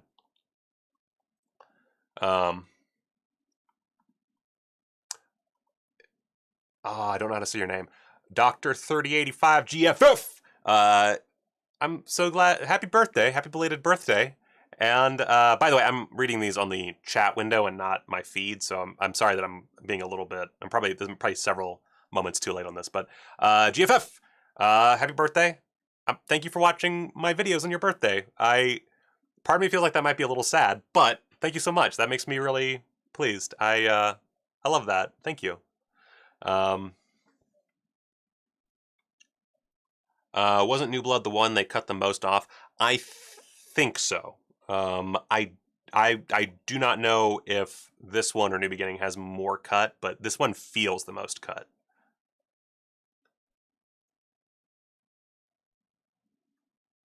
All right, so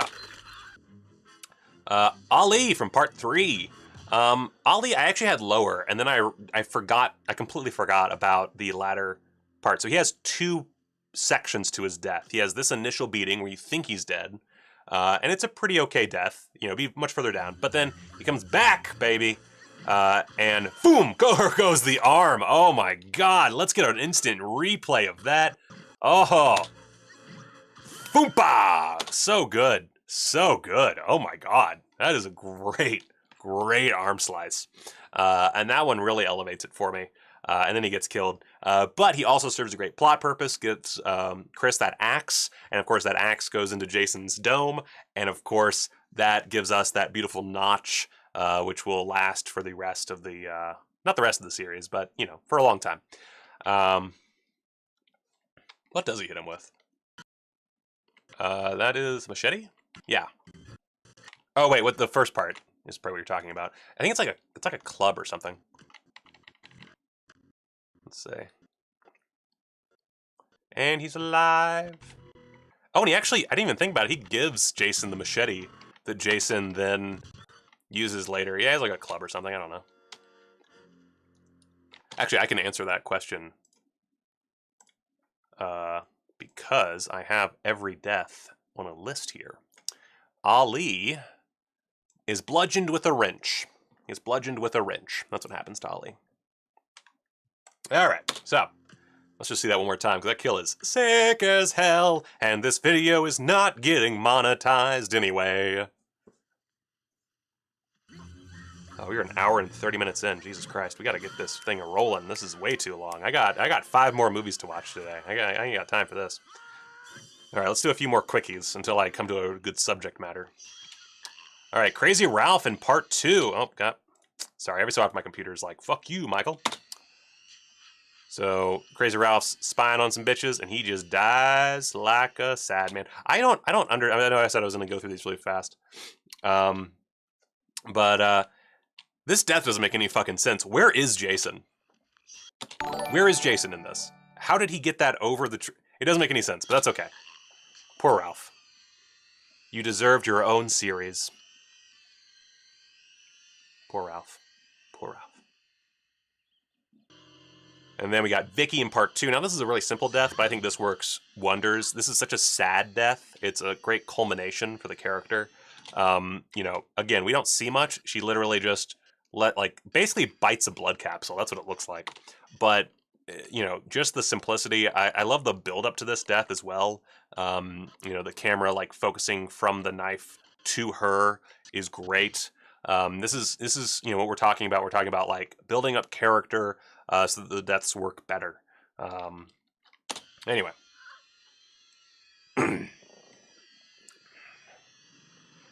So next up, we've got Jim Miller from part 8. Yep, that's his name apparently. And he dies like that. And, you know, his death is a little confusing for some people, but it's a perfectly good death, I think. It's solid enough. And you get that little spurt of blood in there. I think that works really well. This probably should be a little bit lower. I don't think this is necessarily as good as Vicky, but whatever.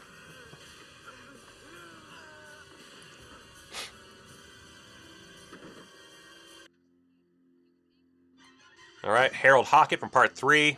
It's that cleaver to the chest. Sucks to suck, but at least he got a nice shit out of it. You know what? He dropped his deuce.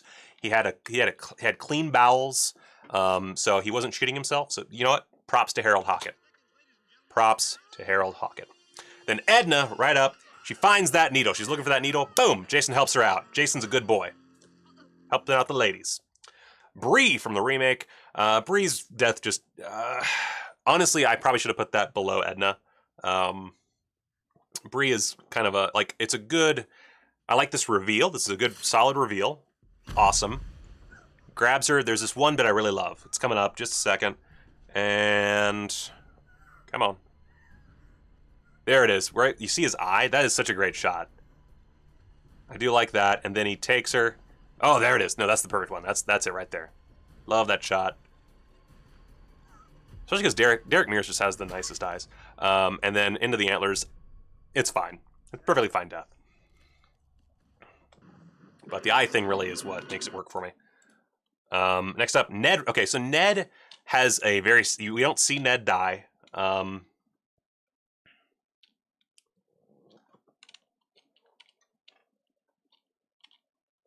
That's a good point, Billy. That's a good point.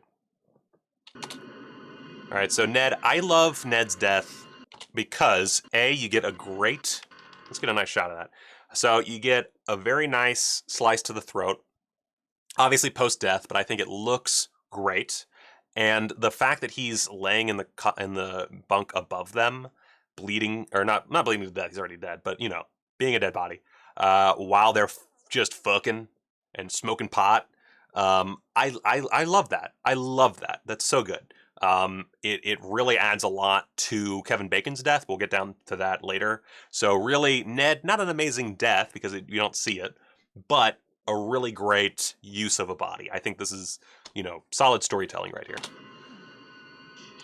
Let's see. Next up, oh, it's gonna fucking freeze on me again. This thing is not working for me. All right, Kicker from Jason X. Boop-a-doop. You shouldn't turn around, motherfucker. Don't turn around. When they say don't turn around, don't turn around. You don't take your eyes off the killer, because then you get sliced in half.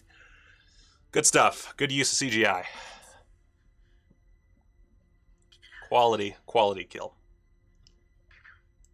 Probably bring this up a little bit. All right, Gecko from Jason X. This one, I really love that reveal of Jason. That's really solid. We cut away for the actual kill, and then we come back. And boop-a-doop-a-doop-a-doop-a-doop-a-doop-a-doop. Coming out from the shadows, and with a just solid sliced throat. Really solid sliced throat. And this is before this would be CGI, so you got a nice practical effect there. And then she just dies.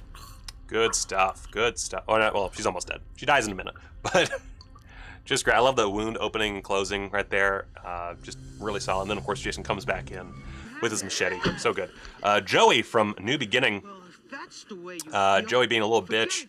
So I know I shed on Shelly, but Joey's the real like worst offender. Like Shelly has grown on me since people started like really hating on me for dissing Shelly. But Joey like is just, thank God he's dead, honestly. Thank God. Fuck Joey. Roy, you raised a loser. You raised a loser, Roy. Bunch of pussies. Oh, okay, weird. All right, so, oh my God, I gotta pee like a, but we gotta make it through. We are halfway through this list. All right, so Bert from Jason Lives gets the smiley face death. Very silly, but you know, I think this is the part that really makes it work for me. If we didn't have this arm moment, I would hate this death, but I like the arm. Tamara Mason, for me, her death is a little too cruel, but I love Jason just hitting the mirror. I love the behind-the-scenes story of the mirror smash, by the way. The fact that they originally intended for the stunt woman to hit the mirror. She had like a thingamabob on her head that would smash the mirror, but it didn't. It was supposed to like just shatter it so you could grab a piece of mirror, and it didn't work. So Kane Hodder, just being the badass that he is, just walks in, boom, smashes the mirror, and takes the shard because he's Kane Hodder, and fuck, you know what? He has personality. So yeah, the actual death here, like, you know, I appreciate all the build up, but like, there's something about her crying naked on the floor. Like, Tamara's not a good person. She's a total piece of shit bitch. But I don't know. It's such a cartoonish movie that this death, my biggest problem is that she's so good at being pathetic, and it holds on it for so long that it just feels a little too cruel for me. A little too cruel.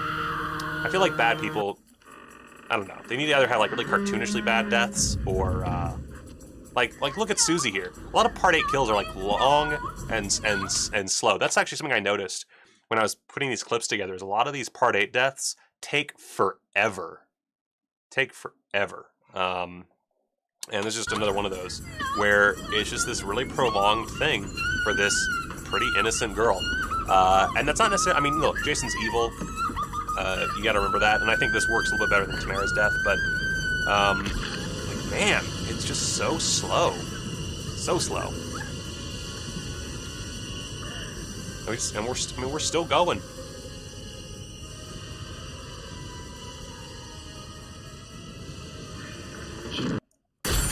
Next up, Mike from the remake. Yeah. I find it weird that Jason like gets back to his shack so fast, but whatever. It feels like he's in two places at once. But the actual death is pretty good. You get a nice homage, maybe, to the Part 4 hand in this kill, right there. So, good stuff. I mean, the idea of Jason under the floor is really good, and then him being dragged into the floor, like, that's some pretty solid nightmare fuel. I like that. It's a little shaky for me. I don't love the filmmaking on display here, but still, really, really solid death. Anyways, blood pouring out of his mouth. Good stuff. Miles Wolf from Part 8. I didn't include it in the clip, but I love that Jason like basically just teleports up there, because the previous shot you see him down on the deck, and he is just like immediately up there after Miles. And then this great moment, right? Let's see, we get Jason, and then we get our boy.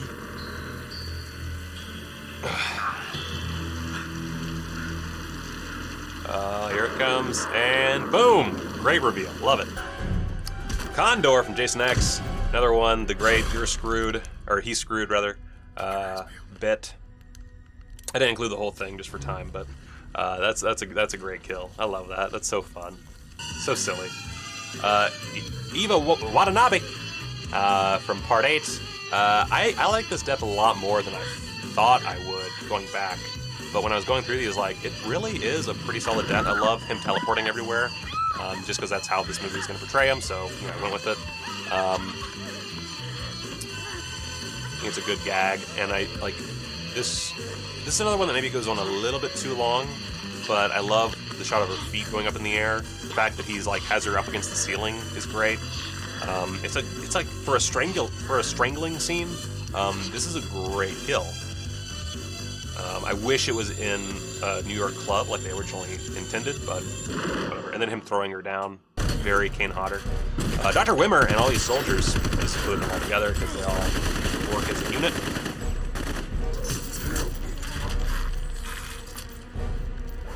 Boom!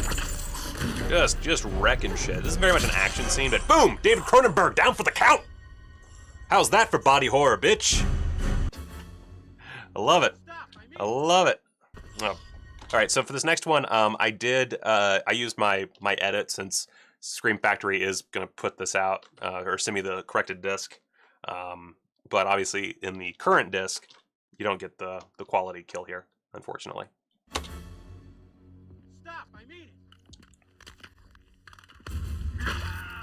Ah, man. Slowed down. Stop, I mean it. Boom! Good shit.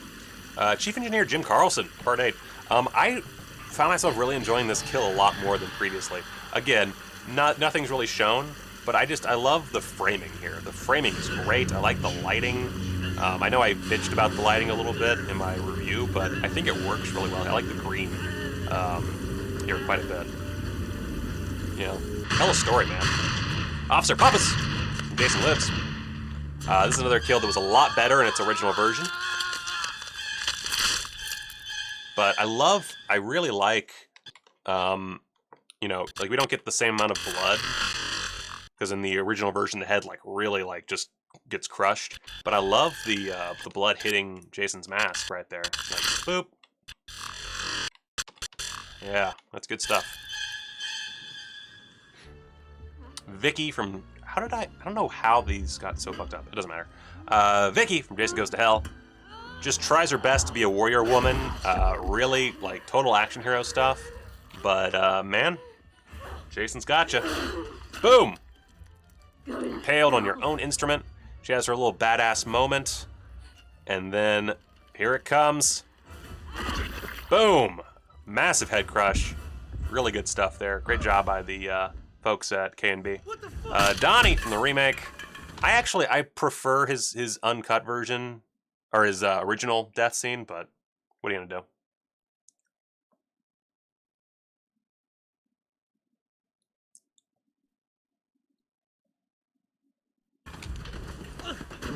But this is a perfectly good machete kill. I really like the original with him getting his head cut off. It's very silly, but I don't know. It works. I think it's because the head is so good. But still a very good neck slice. Really, really solid neck slice. Sanitation engineer. I love this guy's death. This death is so good. This is another one of those filmmaking things where it's a really cool filmmaking thing. And boom! Blood on the wall. I love it. And I just realized that all those man sent me some money. Sorry, I can't hear anything.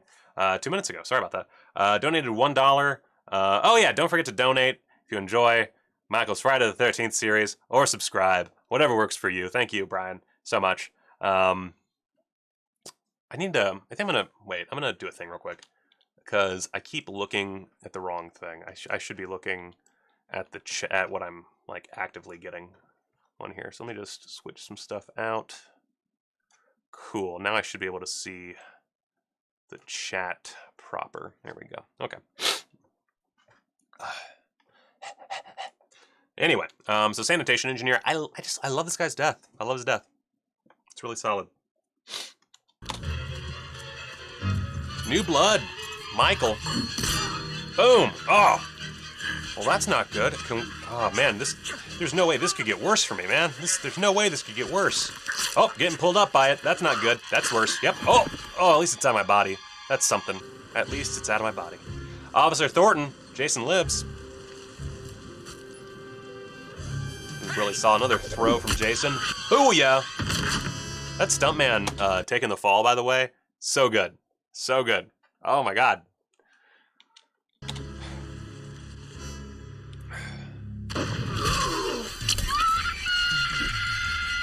I love Jason's toss here. This is just a, like... Can we even see... And even worse... I didn't even think about this. But... He gets it in the dick. Like, look at that. It's a dick kill. It's a total dick kill. God damn. Right in the scrot. Ah. Jason is savage. You hearing me, Ethel. Junior? Ethel Hubbard. New beginning. I'm not as big of a fan as Ethel as some people are, but she does have a certain charm to her, and this kill is so good. Get a cleaver to the face. Boom. Head in the soup. On that tomato, that's visual storytelling right there. Good stuff. Eddie, also from the beginning, probably the most just fucked kill. My only problem with this is you don't, well, just listen to it.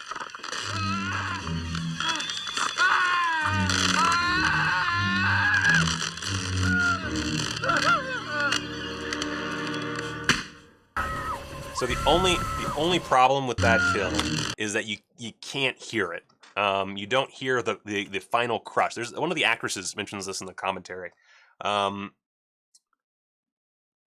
and like it would work like 100 times more if you heard a nice when it breaks. So that just snaps.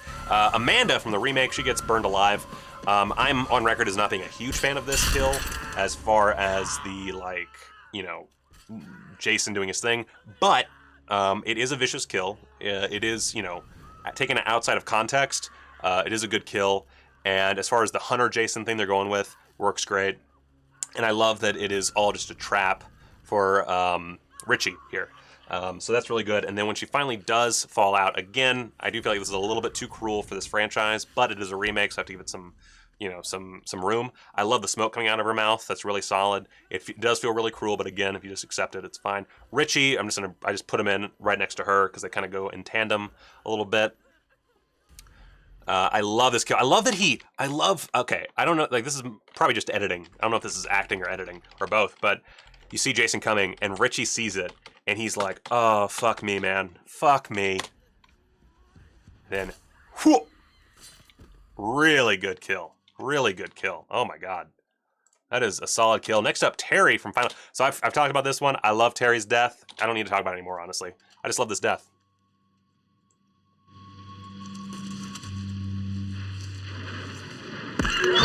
Oh, yeah. That's good use of lighting. Oh. Oh, apparently I cut off the lighting coming out. Sissy Baker from Jason Lives. This is a real brutal death. Boom! Oh my god. You guys, try not to wake the kids. What do I do with this thing?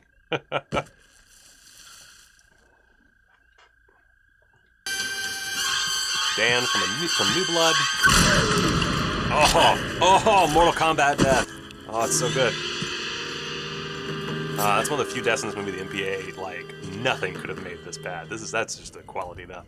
Paula from Jason Lives, this is like one of the most brutal deaths for such a, like, nice, likable character, but it works weirdly. Like, something about just, you get that blood splatter of the jam, and then her body just coming out the window and just brings her back. Oh my god.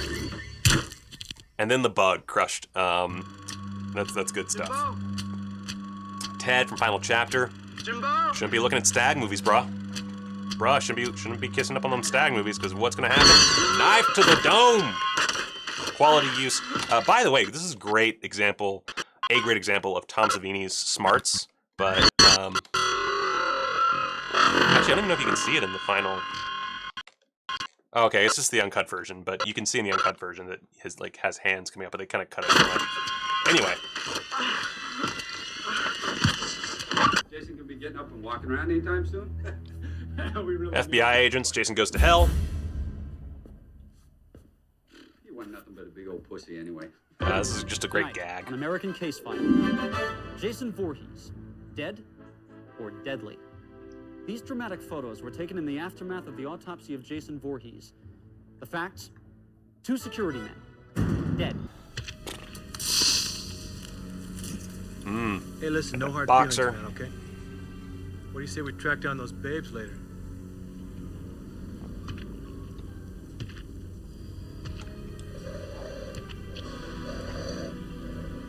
Julius? This is one of those another death in part 8 that the censor doesn't really hurt that much. Like it's it's a little cut, but it's not that cut. It's a pretty brutal death. Like that's pretty fucked up. Yes, he has killed a lot of people. I'm gonna take a small break because I have to pee like nobody's business. So I'm gonna quickly grab. Where did I put it? Where did I put it? Where did I put that thing? In YouTube.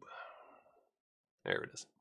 I'm just gonna use the thing here, and we're just gonna pop that in. Oh, it's too big. It's too big.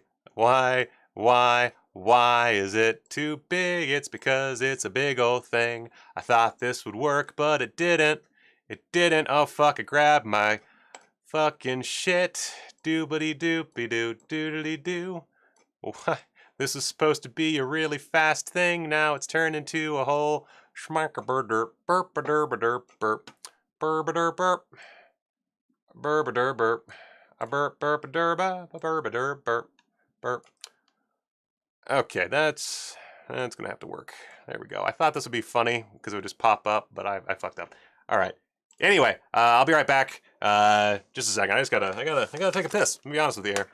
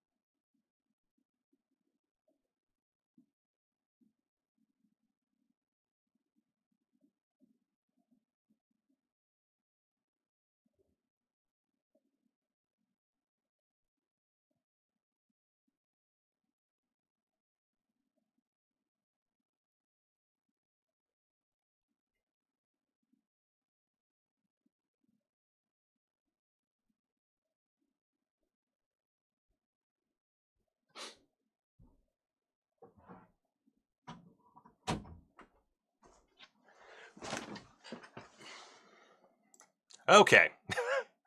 Well, that was fun.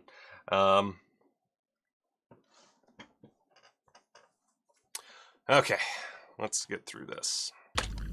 We're almost there, kind of. So, Court, Jason lives. Oh my god, it's so loud. Sorry about that.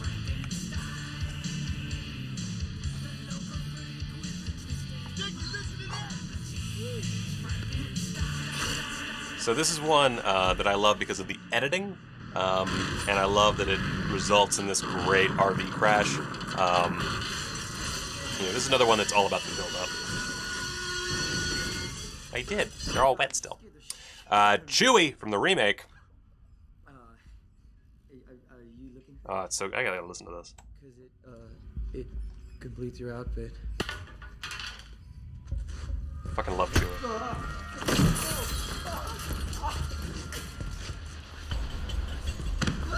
What the?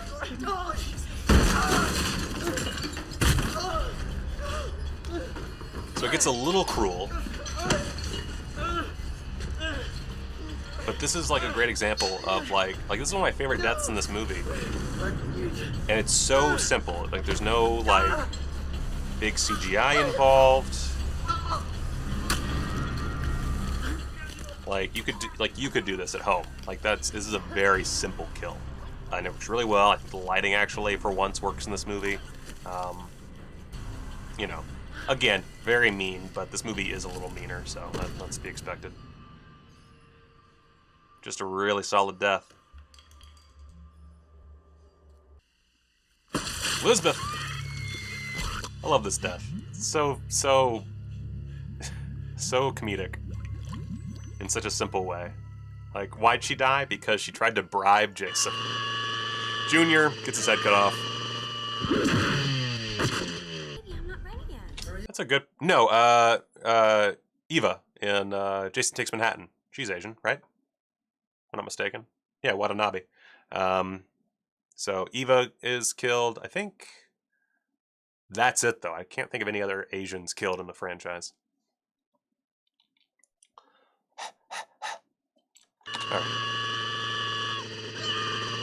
All right. Boop-a-doop. Solid head. Stoney from Jason X. I really love this kill. This is a solid kill. Her reaction, the blood hitting her face, that's really good. The fact that the machete goes all the way through him and then, boom, brings it right back through. That's great. He'll use that again in the remake. Alan Hawes. Fucking Hawes. Boom! Oh, it's so good. And then right in there, good sense of humor too. I love it. Tina from New Beginning. Oh, I missed a nip there. Oh, well.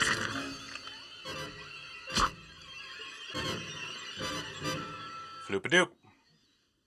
Good stuff. And then the reveal. I don't think, there we go. Yeah, there it is. Hitchhiker, great kill. Absolute classic. Helped by the fuck you sign. Shelby and Joey B. Or Shelby B and Joey B. Jason Goes to Hell. This is really solid. I like this one. It's very silly. It's very stupid, but I love the practical effect there. And right for the character. That's the important thing. This kill is very right for the character. It's all been built up. So good job, Adam Marcus. Really? I did not know that Brenda was supposed to be Asian American. Or American.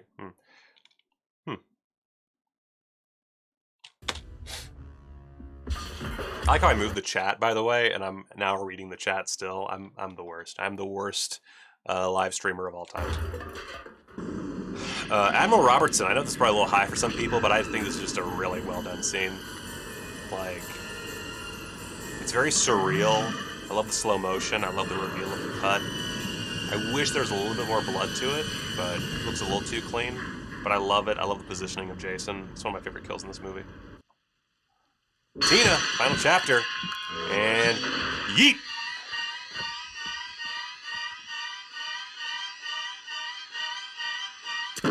Boom!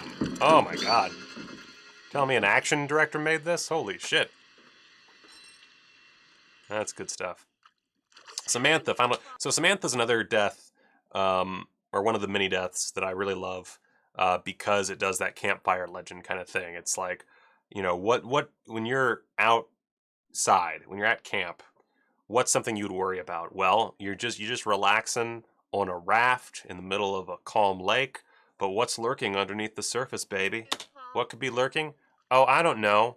Maybe like a crazed hockey mask wearing lunatic, and he has a knife that goes into your flesh. That's good stuff, man. Okay, we're lagging again. Chili from part 3. This is a good use of 3D.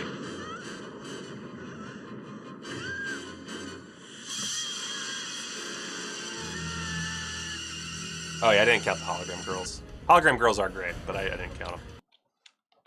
They're not real kills. Let's just see that again, partly so.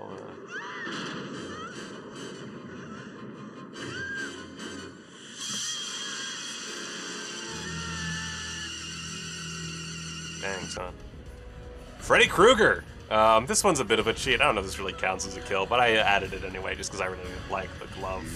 Like, it doesn't make a lick of sense. Like, where the fuck is Jason? Like, I know he's supposed to be hidden by Freddy Krueger, but he's such a big motherfucker.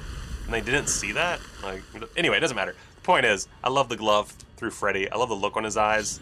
The only problem with this kill is that fucking line of hers is so bad.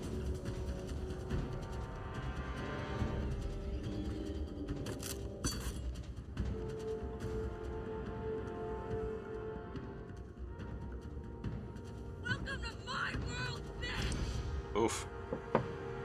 Not great. Boom!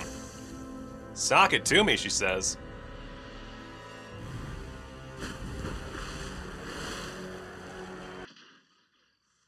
Shelly. I actually like, again, I'm warming up to Shelly. Y'all convinced me. Shelly's not the absolute worst, like I was saying. I was playing it up a little bit. I apologize. He is still a little fucking dweeb, but I think this kill works so well. Like, this is one of those kills that just, the story leads up to it, and you feel it, because, you know, he cried wolf, and this is what happens when you cry wolf too many times. Vinny with the fucking flare to the mouth, not the best looking effect, but I like it enough. It's a good, solid kill.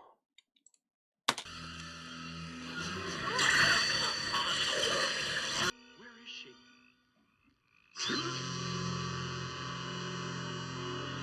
Floopadoop. I prefer the uncut version, of course, but like, that's a pretty, like, this is another one of those, like, it's just one of those fears that, like, I would have, like, the fact that he's helpless and he gets that really, like, really solid, like, just look at, like, if only it went on a little bit longer. Like, I don't need, like, a ton of blood in this shot, but I feel like it just needed, like, half a second more. And, like, that's a really good appliance. Like, you can just barely see, like, obviously the skin tone's a little off right there, but, like, you can only really see it plainly right here. Otherwise, it is, like, a perfectly placed appliance. Demon in A New Beginning. I probably rated this a little bit high, but I think this is another one of those, like, things you would be scared of. I think my only problem here is I wish that the stall was smaller. I wish it was, like, a little bit smaller, because I feel like a lot of this scene works because he's in a confined space.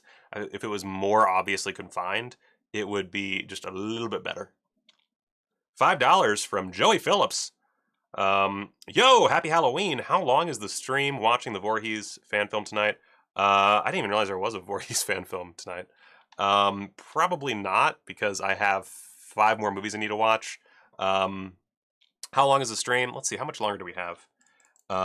So the actual clips come out to a little over 50 minutes, and we are now 40 minutes into the clips.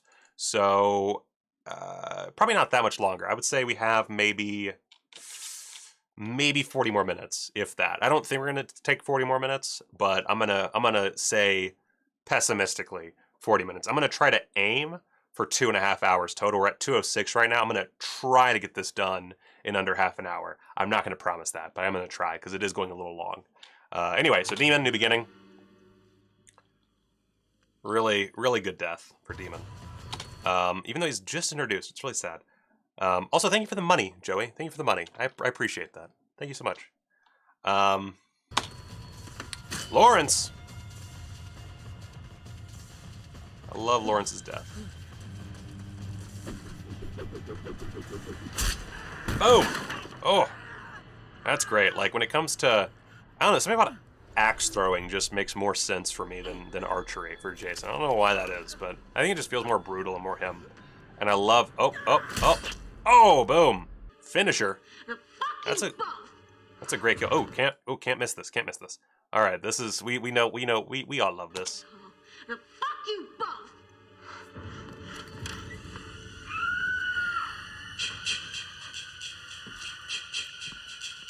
Sucks to suck. Boom! Oh, God, what a bitch. That's one of those great moments in cinema history right there. Trent Sutton from the remake. Trent, like, out Melissa's Melissa. It's just, it's so good, and I love this death. This is a really good death. Boom. Oh wow, I apparently,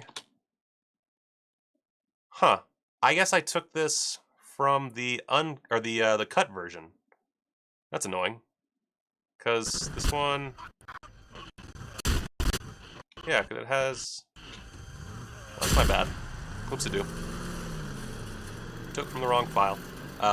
In the killer uncut version, he like tears it out through him. It's great, but that works too. Still a really solid kill. God damn.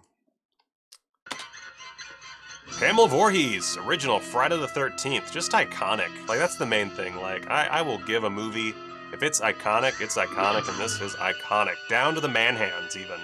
I even love the man hands. Look at them man hands, them hairy little grabbers. Alright, so let's... Ah, man, JJ. Part 8, this is a great kill. This is a solid fucking kill. Boom! And it's not, also, I only noticed this time, but the fact that it has that, like, splatter, and then there's an inkwell right there, I don't know if that was intentional, but it works really well. Officer Brackey from the remake, boom! Really solid stuff.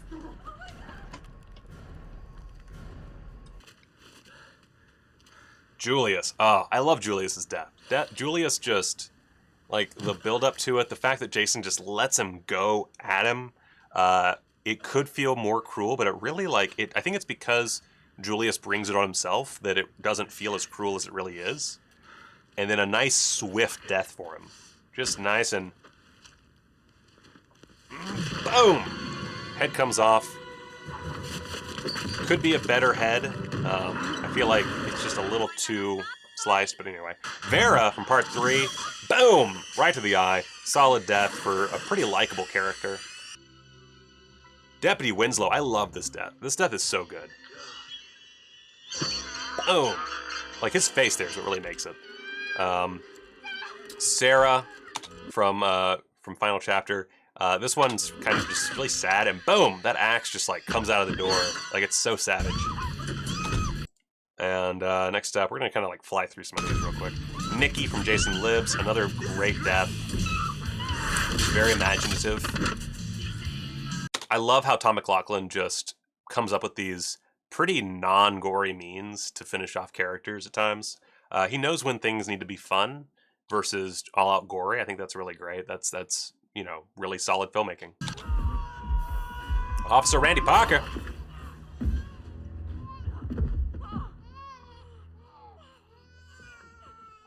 I agree with that, Allison. I like this. Like, again, it doesn't feel right for a Friday the 13th movie, but if I'm divorcing this and just as a kill, it serves a purpose, and it's really gnarly and well done. Good job, K&B. Deputy Josh is a weird one. Of course, he has this bullshit scene where Adam Marcus just wants to fuck with us, which fuck him, but Deputy Josh melting is so good. Again, does not feel like Friday the 13th, but divorcing it from that for a moment, and taking the movie as it's presented. Like, it's just a lot of really solid makeup. Like,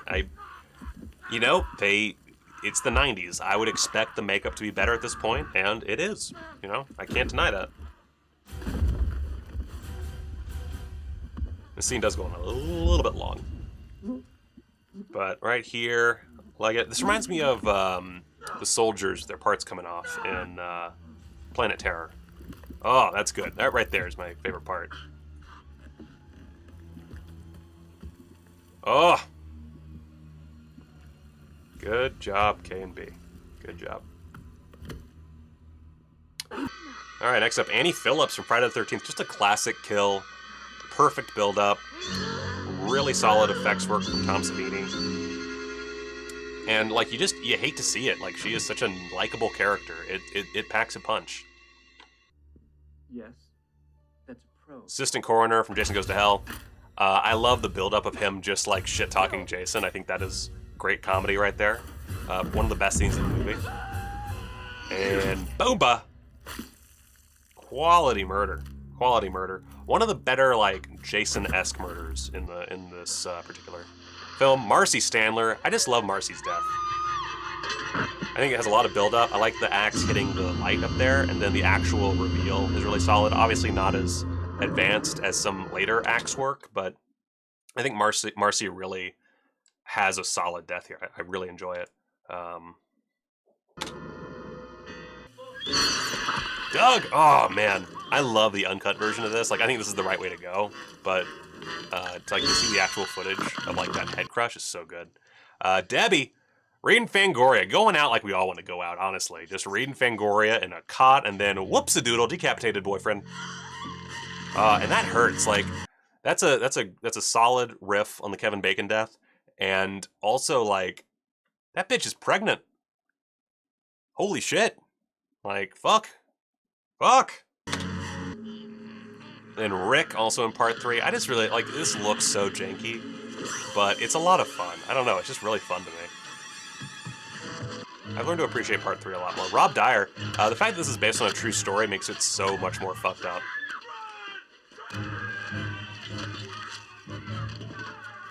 Like, this is how to do darkness right here. You don't, it's literally bathed in darkness. You don't see what's happening that well. Like, you get the terror of the character within the scene. Like, it's just, it's so good. It's so good. Oh god, okay, so Trey. Fucking Trey. We got to be close now. Thank you, Crom, for subscribing. God damn it, Cat. Let me really quickly move the thing over. 1 second. Boop. Okay, cool. Trey is another one of those just like douchebags. And you know what? This is my favorite kill in Friday vs. Jason, so I had to put it pretty high up. Oh, man. Oh, not a huge fan of the frame rate thing, but whatever. So that's already pretty brutal. That'd be pretty high up there already. The can shaking is a very lovely touch. And then, boom, just, perfect for such an asshole. And then finally, Jimmy. Oh, Jimmy. You're dead fuck, Jimmy. But I love you. I love you. All right, let's just, I'm going to turn up the volume, because this is great. Ted! Hey, Ted, where the hell's Corkscrew?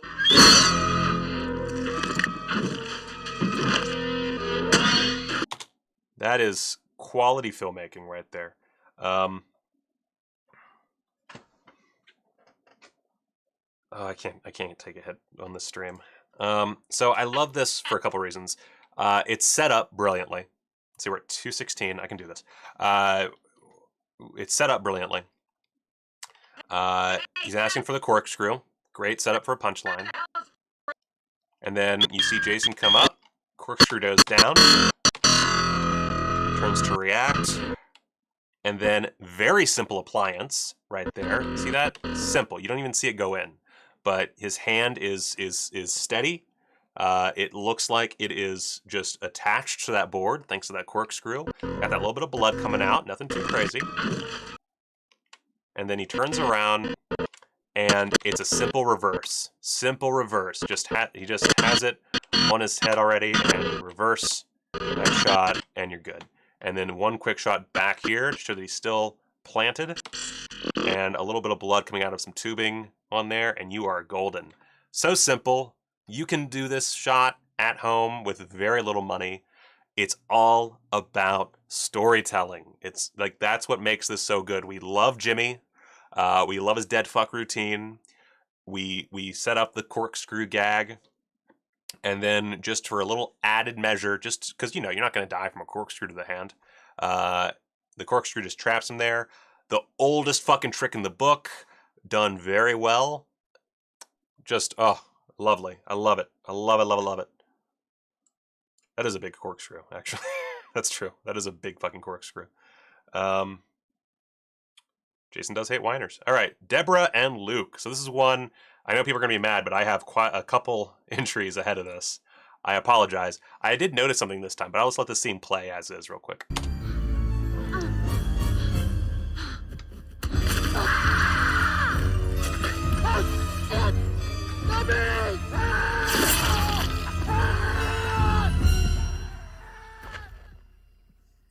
So, something I noticed this time through, I didn't even think about it, but if you notice, so, I went the opposite way. So, go back through. I didn't realize how, this isn't lazy, like, this is great effects work, but I feel like if this was 10 years later, this would not be the case. But you look, she's already cut through. I never noticed that before. I don't know how I never noticed that, but she's already cut through when it does its thing. This is just fun to do.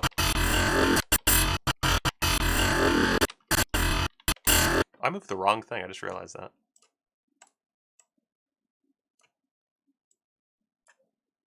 Let's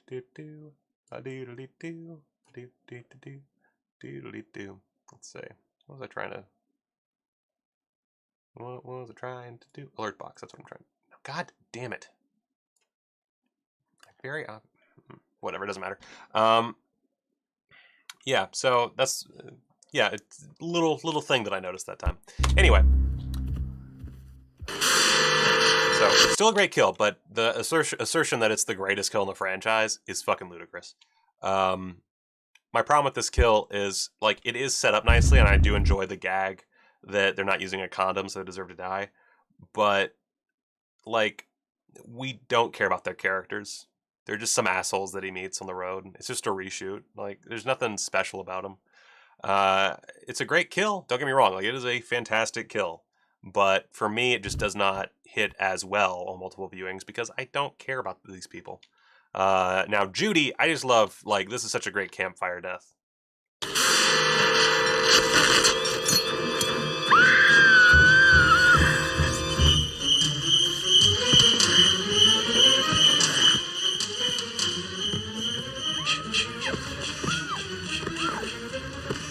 You know, just drag her on over a tree and do your work, man. And honestly, like, I get it. I know that Buechler, you know, they shot a much more violent version, and Buechler chose to bring it down to 1.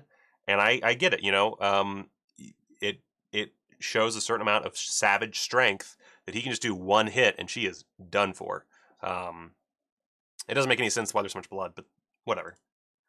Sheriff Michael Garris. I love this death. Oh, you feel it. And again, another death that is so simple. It's literally just 2 guys buried. I mean, it's like a, you know, trapdoor type situation, but still. Buried in the ground. You just dig a hole, position everything accordingly, and then just have the guy lean on back, and you are golden. A little bit of sound effects, and oh, great. And he dies specifically because he went after, or Jason went after his daughter, and it is a kill born out of self-sacrifice. It is an entire, like, the whole movie's built up to it. Sheriff Garris, his entire character is built around keeping his daughter safe. Good shit. Paul from Final Chapter. This one, I love that, you know, he finds his dead girlfriend, he swims for shore, no can do, spear gun to the dick, and then this shot. Oh, some of the best fucking wire work. Let's just bring that back. Some of the best wire work you'll see. Oh, just shows raw power. Then Andy in part 3, another great groin death. Hoopa! Perfect use of 3D. Phenomenal death. Jeff and Sandra from part 2 are, of course, a classic ripped off from Bay of Blood, but a classic nonetheless. Brought down a few points because of the censorship, but I think it works really well nonetheless. I don't think it needs that extra bit of gore, but it would have been nice to see the entry into the back. You know, it's a little frustrating because they put so much work into it, but still, like, that is a quality, again, nice campfire death. Like, it just has so much atmosphere to it. I love it. I don't know why that fucking jokester had a real spear, though. That's so, like, why? Why would you have a real spear? Anyway. Alice Hardy from part 2. This one is another, like, just less about the gore, more about the build-up and just the iconic fuck you for the Alice character. Obviously, this was born out of practicality, but great stuff. Axel from Final... Yes!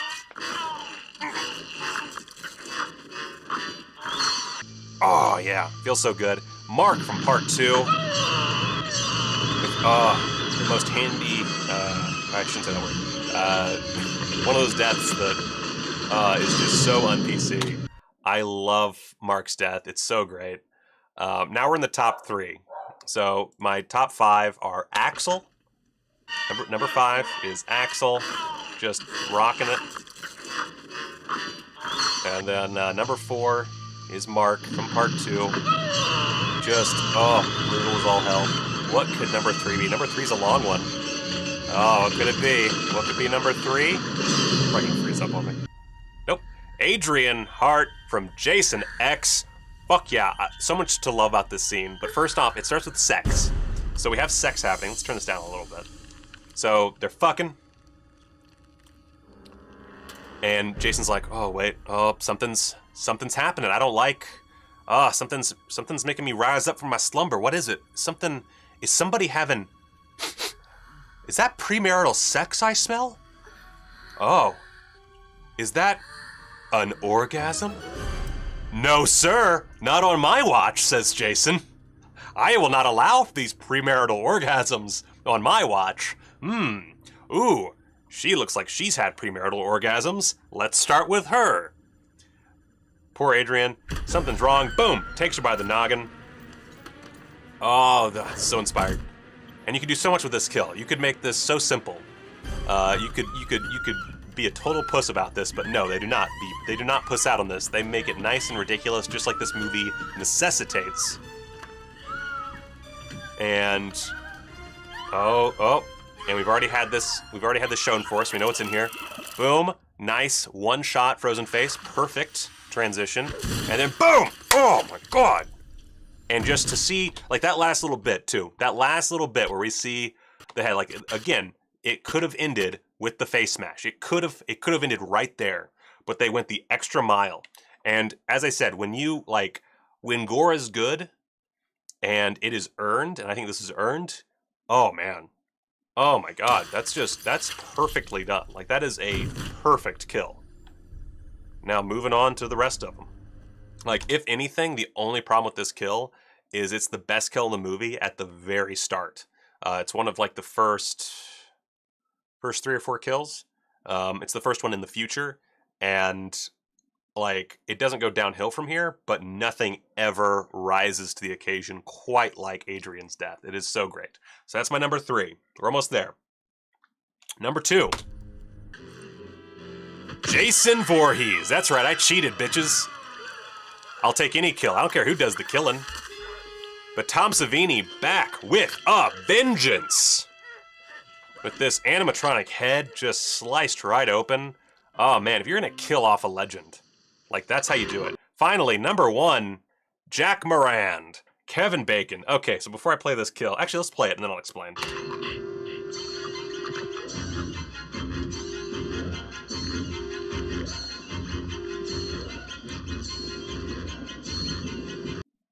All right, so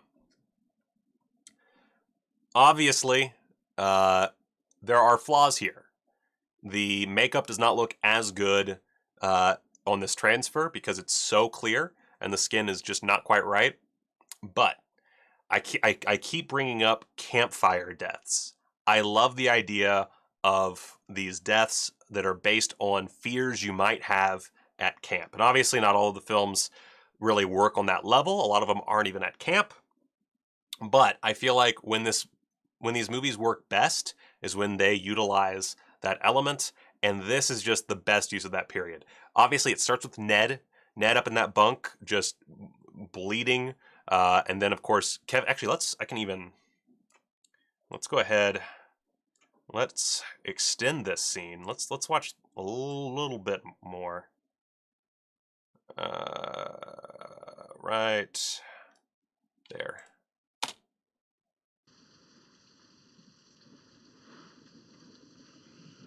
So he's smoking his pot. He's got his reefer cigarette. Got his devil's lettuce. And then I'm gonna, oh God, this is playing from a drive that is not the fastest, and that's my mistake. So he flicks out his light, and then, oh yeah, that's a good reefer cigarette right there. Hold on it. Oh, a little bit of blood from Ned, who we already know is a buff, so we're already uneasy. What the fuck is this? Realization, boom! Hand from under the bed. The fact that it comes from under the bed is such a great reveal. Because that's, I mean, as a child, something like, I mean, we all had that moment, right? Where we were kids in bed, we wouldn't like have our like leg or arm or whatever over the side of the bed, because if we didn't have anything over the side of the bed, then the, you know, whatever the monsters couldn't get us. And this concept of the monster under the bed grabbing him, and then the, like, not only coming up from under, like from the side to grab, but then the implement of death comes directly from, like, through the bed, through the mattress, through his neck, which amazing precision for Mrs. Voorhees, by the way, but I ignore that. And that is the death of Jack Moran, Kevin Bacon, in Friday the 13th, the original. I know that most people disagree with this death. It's just, for me, from a narrative standpoint, I think it works so perfectly. And while the cryo death is a perfect kill, I think that, you know, they both work great for the movies they are in. For me, because I prefer that campfire aesthetic, Jack's death just works a little bit better for me. And, oh God, it's just such a great kill. It's so great. It's so earned. And it makes me feel uncomfortable. So that is, that's it. Yeah, that's, we did it. Oh my God. That's it. That's the live stream. We're done. Oh my God. We made it through. We have successfully ranked every actual kill in Friday the 13th, the franchise. I never want to fucking do this again. This took up so much time to make. But we are at 2 hours and 30 minutes. Exactly. Fantastic. Thank you so much for watching this. I'm not staying for questions or anything because goddamn, I gotta go watch a bunch of movies because it's Halloween! Happy Halloween, everybody. Thank you so much for watching. If you really like my stuff, check out the Patreon down below. I am going to post this entire list without my bullshit, just the kills by themselves, over on my Patreon later tonight. So people can enjoy that. And guys, like, until next time, go watch a movie.